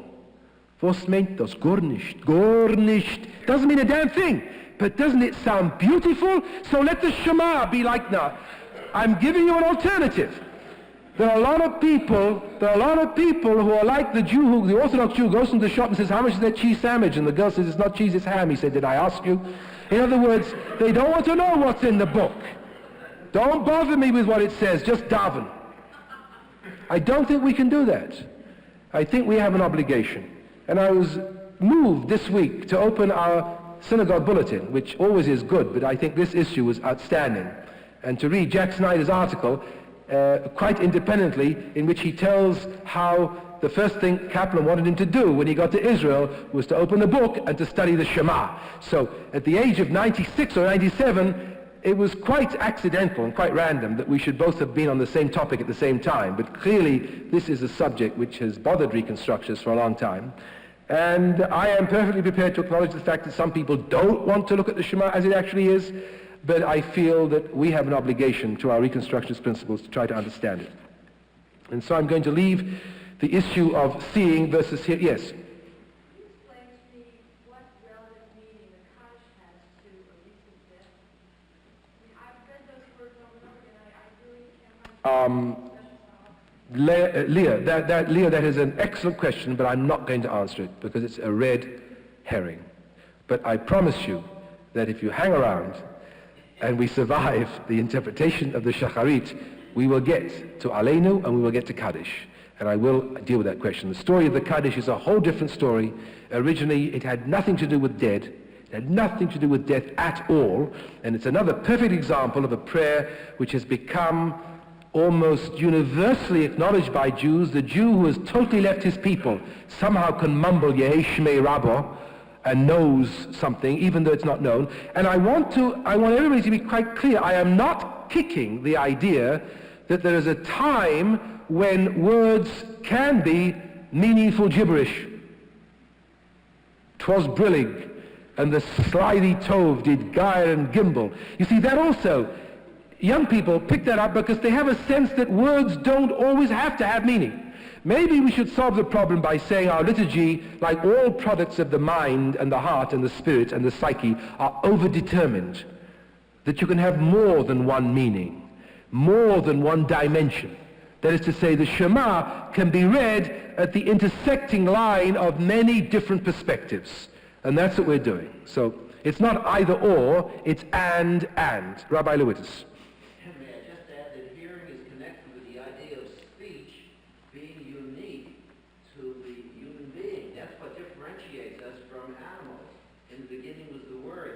you hear the word. And that is the essence of God's message to us. You hear the word, be born. Yes, but you see, that worries me because I'm not quite sure whether we can say that animals see and we see. I have a funny feeling that animals see completely different from the way we see, precisely because we have concepts, and therefore what we see has a different dimension. Yes? Could you stand, please?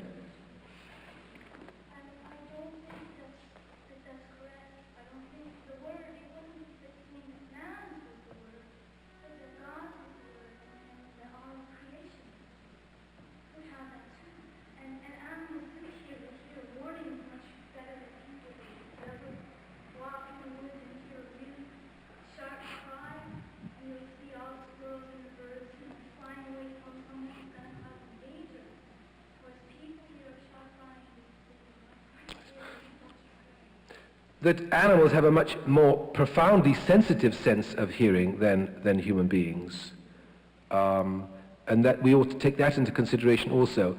Let me give as a kind of a preliminary hypothesis, which I have not yet worked out in detail, which is very closely related, as everything is, to everything else in the Jewish year, so it's closely related to the observance of Passover, which we shall see. That the spiritual geniuses who placed the 3 paragraphs of the Shema at the heart of our liturgy did so for survivalist purposes. They did so because to make these prayers central in the Jewish mind was guaranteed, in their opinion, to maintain Jewish survival. That is to say, sticking out, being manifestly Jewish, having a mezuzah on your doorpost, wearing tefillin, and don't forget, tefillin in those days were not worn just in the synagogue. People walked through the streets in tefillin. It's the same as dressing like a chassid today. And what Marian was saying before, I think, has relevance, that it was an attempt to generate group spirit. It was an attempt to demote the individual differences and make everybody part of a group like an army, so that the group spirit, the collective effervescence, the sense of godhood could be more intense. It has to do with survival. And the reason we're raising this question is because we want to know what we feel about this.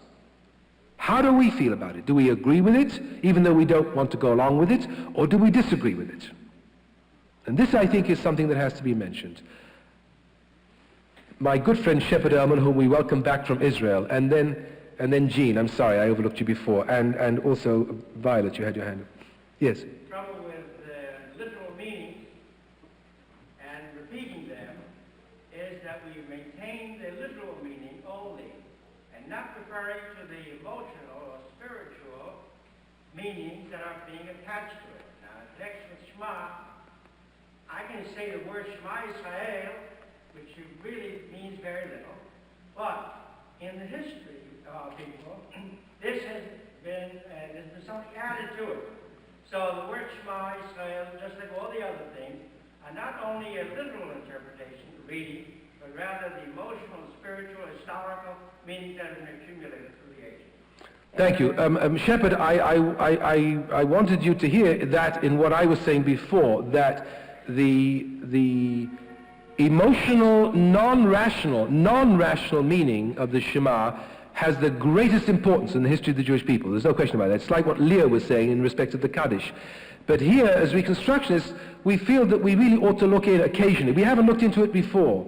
And we just decided we were studying the Shacharit service, and we're looking into the meaning of this particular part, and we suddenly realized that there's a lot of stuff here that we have to come to terms with. We don't wish to diminish one iota of the enormous spiritual value that the reciting of the Shema on a meaningless, mindless kind of level has meant for the Jew for thousands of years. The Shema was recited at the Autodafes, the Inquisition, in the concentration camps, when Jews died, before the Vidui, the Kriya Shema was said before going to bed at night, it was recited in the morning, and it was recited in the Mara. We know that. We're not taking away from that one whit. We're simply saying, can we understand? The question is, of course, by understanding, one does take something away, always. On the other hand, when everything is exclusively linked to the emotion, I think one misses out on something on the other side also. So what we're trying to do is to balance things out. Jean? There's something I wondered, always wondered about the Shema, that The most important thing of that to me is the fact that it's talking about hearing and speaking. Yes. And communicating. Yes. That Judaism is communicating Yes. not only through the written word, Yes. but verbally, so that people who communicate their values Yes. in the non-verbal Yes. way that we talk. And I also wondered about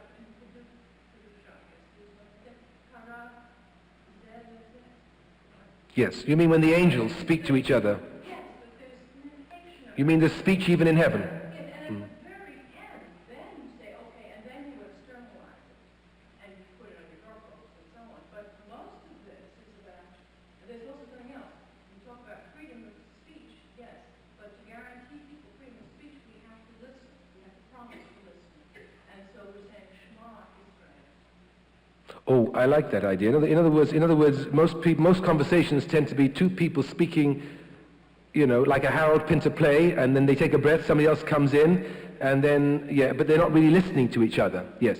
You also raise the question of the oral law and the written law, which we're going to have to enter into. The idea that certain words were written down, but other words were not written down. The relative merits of a text and the relative merits of oral discussion. These we will get to, but the point that you make is of course excellent, and one should remember that that this is very curious that it sounds so Jewish, even though it comes from thousands of years ago, because it talks about fathers and children. This, I must say, is what always overwhelms me. I mean, we talk about the Jewish family, you see, but here already in the book of Deuteronomy, which, all right, let's give a rough date. It's believed, some scholars believe that it dates from the 7th pre-Christian century, that it was the book that was discovered when King Josiah went in for this religious reformation, and a book was discovered walled up in the temple. Theoretically, it was supposed to have been walled up from a long time ago, but the scholars believe that that's the way in which a new book was discovered, because to say it was written now would not have given it any kind of credibility. So let's assume that the book of Deuteronomy was written in the 7th pre-Christian century. That's almost 3,000 years ago. We have this notion that Jewish survival depends on parents transmitting things to the children. I announced a few moments ago a single parenting group, which already sounds anomalous in Jewish life, although it's a very real aspect of what's happening in life in general, Jewish life in particular, and the SAJ in particular, where the issue of single parents is very much there. And the commandment, of course, in the Bible was to the father. V'higadta levincha, thou shalt tell thy son, the image of the father talking to the child. Before I call on Warren, those of you who missed it, and I almost missed it, there is an incredibly beautiful review by John Leonard of Elie Wiesel's newest book, either in yesterday's New York Times or the New York Times the day before. I don't know, because I always read the New York Times at the end of the week. I don't have a chance to read it all through during the week, but I think it is one of the most brilliant things I have seen in the New York Times in about 2 decades. It's an incredibly courageous review, because it's not easy to review a book by Elie Wiesel. And it's a very honest review, and it's a review which will commend itself to reconstructionists. I don't want to go into the details now, but it does raise the issue of fathers and sons in a very powerful fashion. And I hope those of you who still have the New York Times will look at that review. Warren? This may not be the time to raise it, I'll let you know. but everyone else is raising other items. Do you, because of the centrality of the Shema, both to the service and also to Judaism, you intend to discuss why our Shema is different from the traditional Shema? Well, Warren, you forgive me, we did that last week. And I'm sorry you weren't there, because had you been there, I would have asked you to put on the agenda at the next Synagogue and Ritual Committee an issue which I would like to begin discussing, the reintroduction of the traditional 3 paragraphs of the Shema into the SAJ service. You know that's my annual summer sermon. Your annual summer sermon. Well, what I wanted to ask you, I should explain to our visitors that Warren is the chairman of our Synagogue and Ritual Committee, and he's usually in synagogue every single week. And unfortunately, last week we did compare both books, and I think it was unquestionably and indubitably the general consensus that we gained not one whit by adding this reconstructionist second paragraph. Moreover, that by introducing a second paragraph, which in fact was an abridged annotated version of an original quotation from the Bible, which omitted certain parts which may have been offensive at the beginning of the 20th century, but which we do not find offensive now, that this is an issue on which I think the whole issue of the prayer book should be taken up on, and I would like to invite you on, with your permission, if time permits, at the ritual. And I don't see this as something taking place overnight. It ultimately is something which I think the congregation as a whole must decide and vote upon. This is not something, there are certain things that the rabbi does unilaterally, but this is something I think which this Reconstruction congregation votes upon itself, and this is an issue. I would say Rabbi Lewitt has agreed with me that this area, unequivocally, we have to say we made a mistake. We made a mistake. That the Shema, as it is known throughout the Jewish world, should be our Shema today. That it's not as if the Reconstructionist prayer book is becoming the new wave. It's already on its way out. And incidentally, I would also mention the possibility, if we're going to have a new Reconstructionist prayer book, that we might be able to rectify some of the errors that we made first time round. There's no harm in making errors. There's no harm in making errors. The dangerous people in life are the people who think they never make errors. Alice, I'm sorry, you had your hand up. Alice?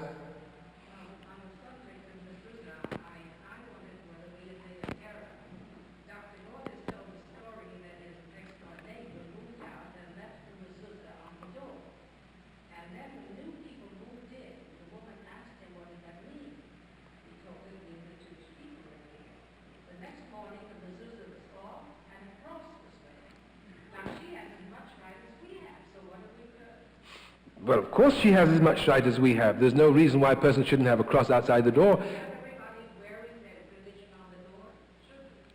Alice, you're raising a very interesting question. What Alice is saying is it not a little bit conspicuous to advertise the fact that Jews live here? In other words, here was a house where there was a mezuzah. Rabbi Gordis, no less, lived there. He left it on. I'm puzzled, by the way, because my understanding of the halakha is that when a Jew leaves a house, he removes his mezuzot in case they become treated badly, or the people who come afterwards don't respect them. I would not have left a mezuzah for a non-Jewish family coming in. I think it's a kind of, it sounds slightly arrogant. Should everybody wear their religious... Well, it certainly would save a lot of discussion at cocktail parties if everybody very conspicuously wore, one almost might have them wearing donkeys or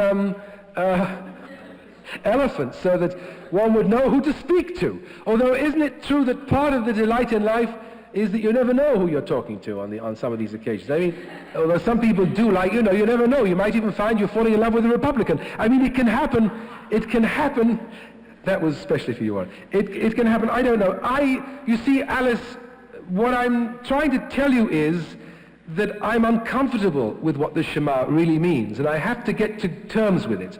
Let me go on in the time that's left to me to the point that I wanted to make this morning. But Alice is making a very interesting point, and the answer to Alice is, but our ancestors believed that the only way we could survive was by telling the rest of the world, we are top dog. We don't mind you guys out there thinking that you're moral, but just get a load of this, fellas. We are numero uno. Der Eibishter hat gesprochen zu uns. He spoke to us first. You guys, Christians, got it second hand, and you guys, Muslims, got it third hand. Just get into line, guys, and remember, we are numero uno. Now, that does not sit well with us today. That is really problematic. But that's what it's all about. And the reason why you have the mezuzah on your door is so that everybody will know there's a Jewish home. And when the inhabitant of that home walks out with his talis and tefillin on, everybody will know that he's Jewish. And when he takes a shower at the Y, circumcision, everybody will know that he's Jewish. In those days, this is before circumcision became, in most areas, to be circumcised meant to be Jewish. I remember a time when, to take off your clothes in the showers, on the playing fields of Eton and Harrow was a hazardous operation for a Jewish boy. Yes, Elisha. Sitting here with all this intellectual activity going on, and something occurred to me, perhaps the hearing that you're supposed to hear when they say, "Hear, O Israel," is not a hearing that you do because you're making the air vibrate, making sound with it. Perhaps it's a hearing that you do in your head.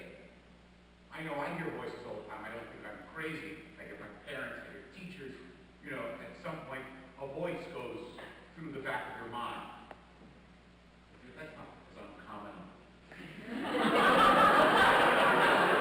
Would you like to come and see me afterwards, Elisha? It's all right. It's perfectly right. I understand perfectly what you're saying. Our heads are full of voices at all times. Right, and perhaps that's what the injunction is hear this particular voice that says these particular things, and if you do, I'll make it rain.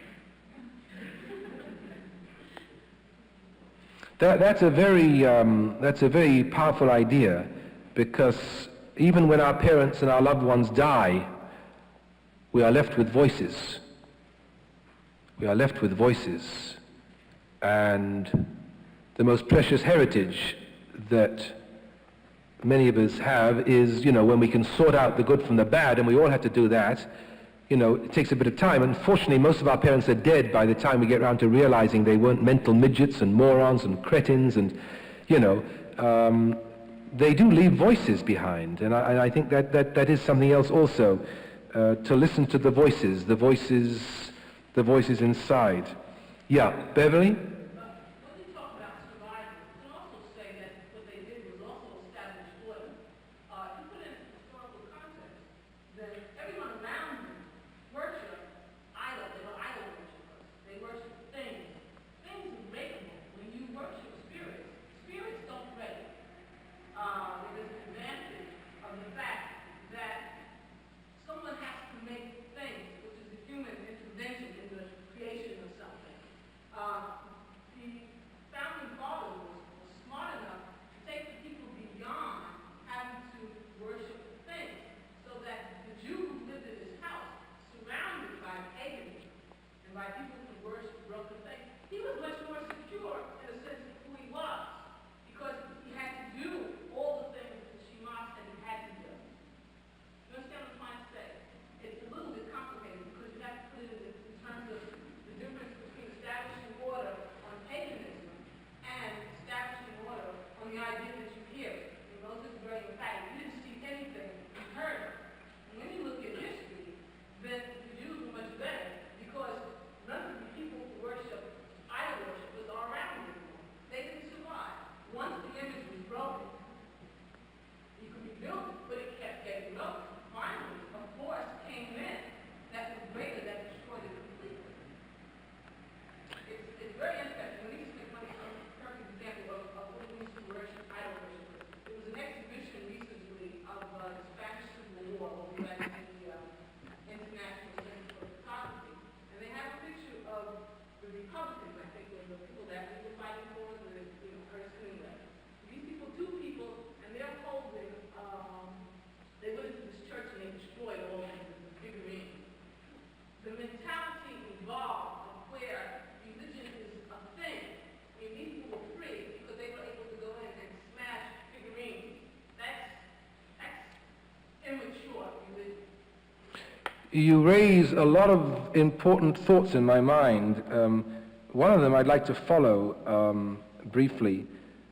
Shortly after the Second World War, if you were in Europe, you could always tell when an American was coming. There was a uniform which all Americans wore. Do any of you remember this period? It was nylon shirts and blouses, because nylon was just out. I think that was quite new. It was after the war, wasn't it? And cameras and Bermuda shorts and a certain kind of a hat. Now, by and large, in America, although of course I don't know whether one can regard New York as America, and so one can't be quite certain about what's happening outside, Americans don't feel the need to wear a particular uniform or to observe common rituals with the same kind of obsessionalism as Jews do with the performance of their own rituals. And I think the reason for that is when you have a land of your own, you have an army, and you have a navy, and an air force, and you're fairly well defined, you can relax about those aspects of your life that make for your identity. Your identity is established by the fact that you have an American passport. Your identity is established by the fact that you live in America. The Jews didn't have a land. So here we have a kind of a paradox. The need for visible uniform on your body, circumcision, tzitzit tefillin, on your houses, mezuzah, arises because you don't have a land. You are a wandering people that wants to retain the kind of identity which usually only living on your own soil gives to you. So there's a kind of an inverse relationship between the amount of ritual you have to be involved in, the amount of uniform you have to wear. There's a greater need, I think this is what it is, Americans feel a greater need to stick out as Americans abroad, where somehow being an American, certainly in those days, was a badge of pride, immediately after the war. I don't know whether today Americans dress as Hasidim when they're abroad to avoid being stoned or other things happening to them, because there's been a whole switch in that particular perspective. And it has to do with identity. We're talking about a religion, and this is reflected in the liturgy, which was generated at a time when the founding fathers, I love that phrase, Beverly, I'm going to use it henceforward without acknowledging it. When the founding fathers says, look, if we're going to make the long haul over the next 3,000 years until Moshe Dayan and Ben Gurion come along, then we've got to give the Jew a portable territory wherever he goes. That every Jewish house is going to be like an embassy. And every Jewish car is going to have DPL on it. I'm talking metaphorically now. Where it will be conspicuously noted by everybody through dress, through behavior patterns, the whole business of eating, for example. Not eating with Gentiles. Not eating Gentile food. Not eating food cooked by Gentiles. The absolute division, the table division that was made by the rabbis at this age. The Jews could only be by themselves. Am levadad yishkon, a people that dwells alone. See, that's what's problematic today. We don't want to be a people that lives alone. We don't want to live alone, although it's amazing how few of us have non-Jewish friends. We want to live with non-Jewish Jews, perhaps, but we don't seem to want the same burden, carrying around this burden, which is the burden of Jewish tradition, and be in no doubt about it. What the founding fathers were saying was, if the Jewish people are to survive, the Jew must know 24 hours a day, 7 days a week, round the clock, who he is and what he is. And in order to do that, he must constantly rehearse and enact who he is. And I think Beverly's point also about the value of having a non-existent God, a God that you can't put your finger on, is also very good for survival, because if you can't get hold of the God, then you can't destroy him. It's in people's minds and hearts. And everybody knows the story that took place in Jerusalem in the year 63 BC, when Pompey entered Jerusalem. When the Romans entered Jerusalem in 63 BC, what was the first thing that Pompey did? He went into the Kodesh HaKodashim. He went into that small room in the temple because he heard rumors from the Egyptians that the Jews worshipped a donkey. And he wanted to see the donkey. And he was totally perplexed. He was convinced that the Jews worshipped something in there. And the first thing he did, Pompey, was go right into the Holy of Holies. We have no record of what he felt when he came out, but we know he must have been disappointed. In fact, the Jews worshipped nothing. Nothing is the best symbol of everything that you can possibly have, and there's no way that people can get at it. The lady sitting next to Leah, I don't know, but I haven't seen it before.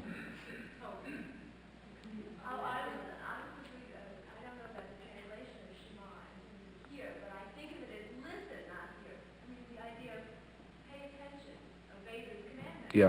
Here, the word connected to meaning. In other words, when you say to somebody, listen to this, you pay attention to it. You must pay attention to it. All right.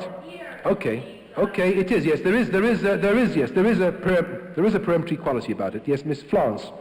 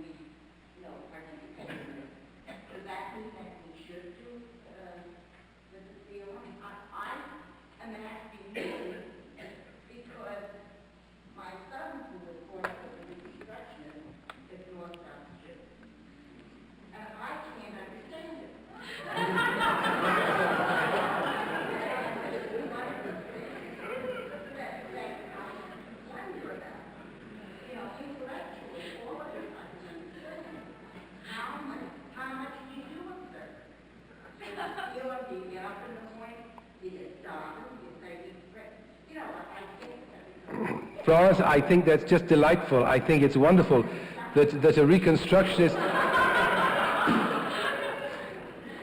What can I say? My mother says I'm Orthodox and my son became a Reconstructionist. You have to do something different to keep the generations going.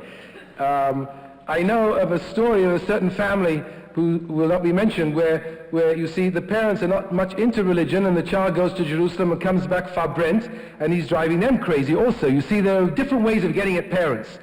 But he may just want to be Orthodox. And one has to try to understand.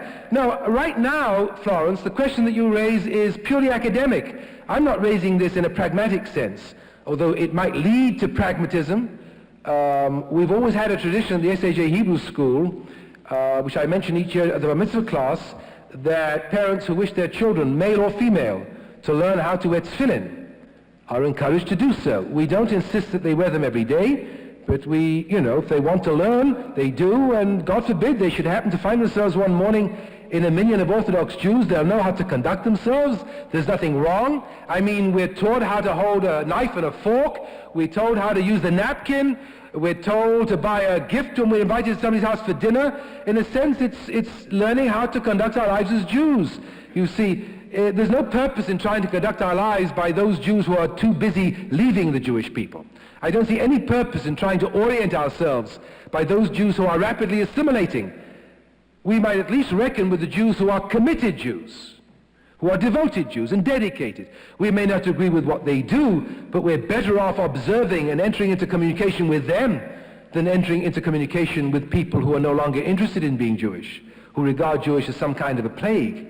So I am very moved that your son feels this way. But we are going to deal with this material, first of all, simply in the sense of endeavoring to understand. Now, on Wednesday night at dinner, in a moment of exasperation at the table, I said, we try to sit down as a family once in a while. It's very difficult. And I said, what about if we had to give up the faculty of sight or the faculty of hearing, kids, what would go first?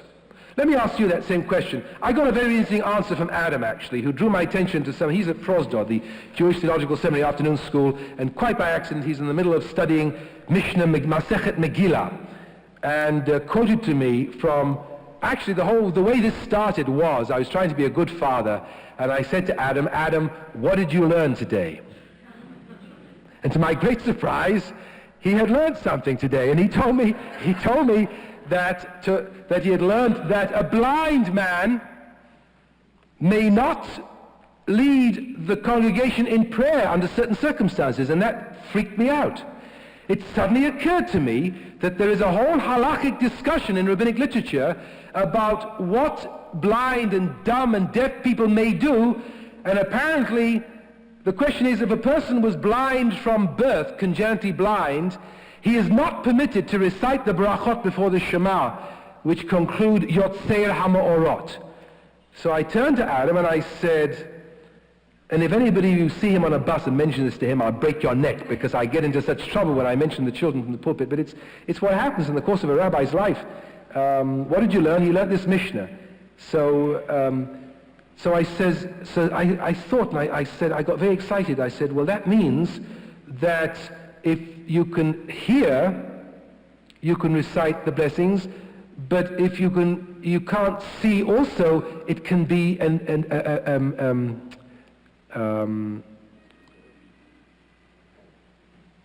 deficiency. What is it? That's not the right word. An impediment of some kind. And then I thought of something else, and this, of course, I'm going to end on this today, and we'll go back to the third paragraph next week. I'm going to end on this today, and I said, well, what really puzzles me is, why would Jewish law make rules for blind people? I mean, this was a very silly question that I asked. How widespread was the problem of blindness in ancient Israel? Now, you see, I wasn't thinking in terms of total blindness. I understand that trachoma among the natives of Israel today is still a big problem. Hadassah Hospital is working on it. Before the Jews came there, it was a very, very big problem. But Adam said something that was even more interesting from the standpoint of a child. He said, look how many people use glasses today. What do you think they did 2,000 years ago? Now let me ask you a question. Look at the congregation today. 9 out of 10 of you are wearing glasses. We'd be absolutely helpless without glasses, right? We wouldn't see what we see today. Now, is the problem of myopia, short-sightedness, is this something that's come about because we do so much reading? Or, in the ancient world, were that many more people disabled because they had problems with sight? Does anybody know the answer to this question? Because it's crucial to an understanding of what blindness and what hearing meant in those days. Because if blindness was a universal problem, then maybe the fact that Shema Yisrael is central is because you can't tell a group of people, 40% of whom have some defect in their sight, that they have to look at something. Now, what is this? Is the modern phenomenon of glasses something that we've been able to rectify a problem that was always with us? Or is the problem that that glasses correct, something that was created by the 20th century? Please?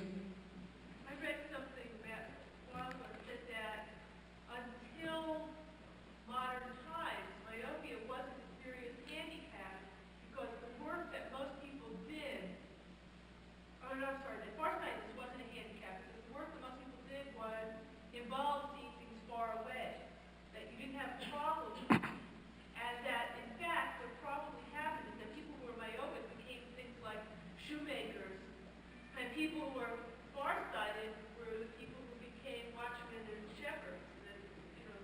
That there wasn't facility to correct. Does anybody else have any reactions to this question? In other words, imagine that we could suddenly do away with all prosthetics connected with the eye. That is to say, no more glasses, no more contact lenses. Where would most of us be? We'd be in big trouble. We'd be in big trouble. We'd be okay in terms of this, but we'd be in big trouble. Let me conclude with this final question. What would you give up if you had to give up, the faculty of sight or the faculty of hearing? That's the question I asked the children. And they surprised me, actually. I got out on the wrong side. They convinced me that I was wrong.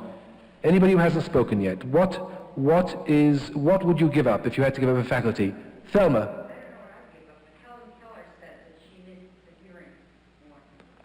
That's a very interesting example. I never thought of that. Helen Keller said that she missed the hearing more. That's very interesting. In other words, for her, to hear was most important. Does anybody else have any reactions? Linda?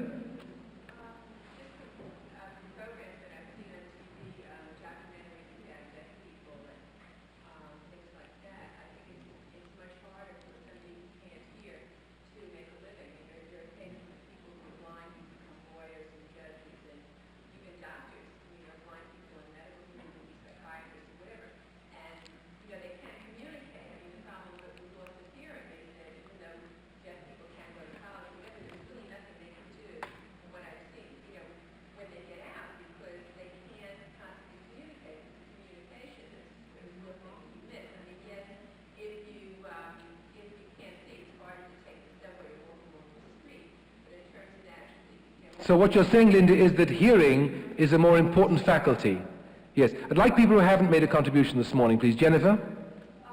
Please correct me if I'm wrong, but... Certainly, with pleasure. I remember that in terms of the qualifications for being a witness in Jewish law, a deaf person is not qualified, and I don't remember a blind person being disqualified. Yeah. The area of rabbinic law which deals with blindness and deafness, between Wednesday and Saturday, I simply wasn't able to get into it. My feeling at the time was that I would rather have hearing than sight. The children disagreed. They felt that sight was more important. Maybe it's from a child's point of view.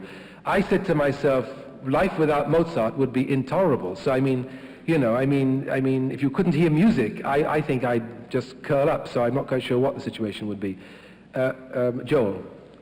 I think hearing is more important in community, but sight more important on an individual level. Oh, that's a lovely thought. That is a lovely thought. Just a moment. That is a lovely thought. From the individual, sight is more important. But within the community, communication.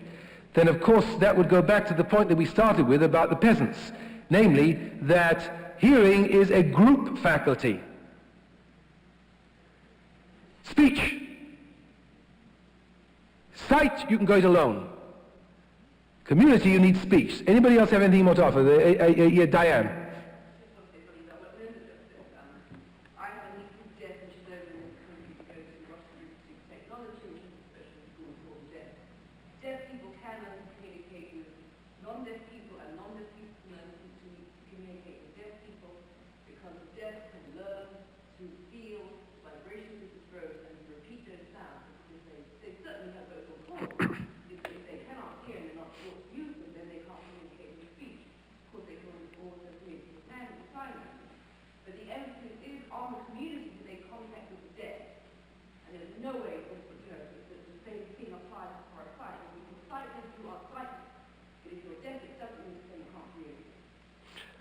Okay, thank you very much. The point I want to move on to next week is a point which is, I find, very difficult to deal with, especially now that the daffodils are coming out in Central Park and the forsythia bushes are in bloom, looking like so many burning bushes as one jogs around the Central Parkway, and the magnolias are already out on the east side, because the east side happens to be nearer to the sun, no other reason at all. There's nothing particularly aristocratic about the magnolia trees on the east side. But Judaism has something very specific to say about the kind of pagan feelings that many of us have of wanting to fall down on the ground and dig our hands deep into the earth and embrace Mother Earth for having allowed us to survive another season. Judaism has something very difficult to say about the importance of not letting ourselves get carried away with feelings. In fact, focusing any attempt that might give us joy out of the season in terms of nature, focusing that exclusively into the direction of the survival of the Jewish people. And this is a very, very problematic thing. I'm going to discuss it in connection with the third paragraph of the Shema. What is it that the founding fathers wanted us not to look at? What was it that they wanted us to wear tzitzit so that we wouldn't be distracted from sublimating all our energies into the survival of the Jewish people, not allowing the daffodils, not allowing the sensual pleasures of life to divert us to the left or to the right? It's something that we ought to be discussing before Passover, because whichever way we observe Passover, we really ought to know, is Passover a spring festival or is Passover a history festival? We tend to slide over that question because none of us want to admit the stark reality that traditionally Passover is exclusively a festival of history and has nothing to do with the daffodils in Central Park. Oh dear. We rise for Aleinu on page 194.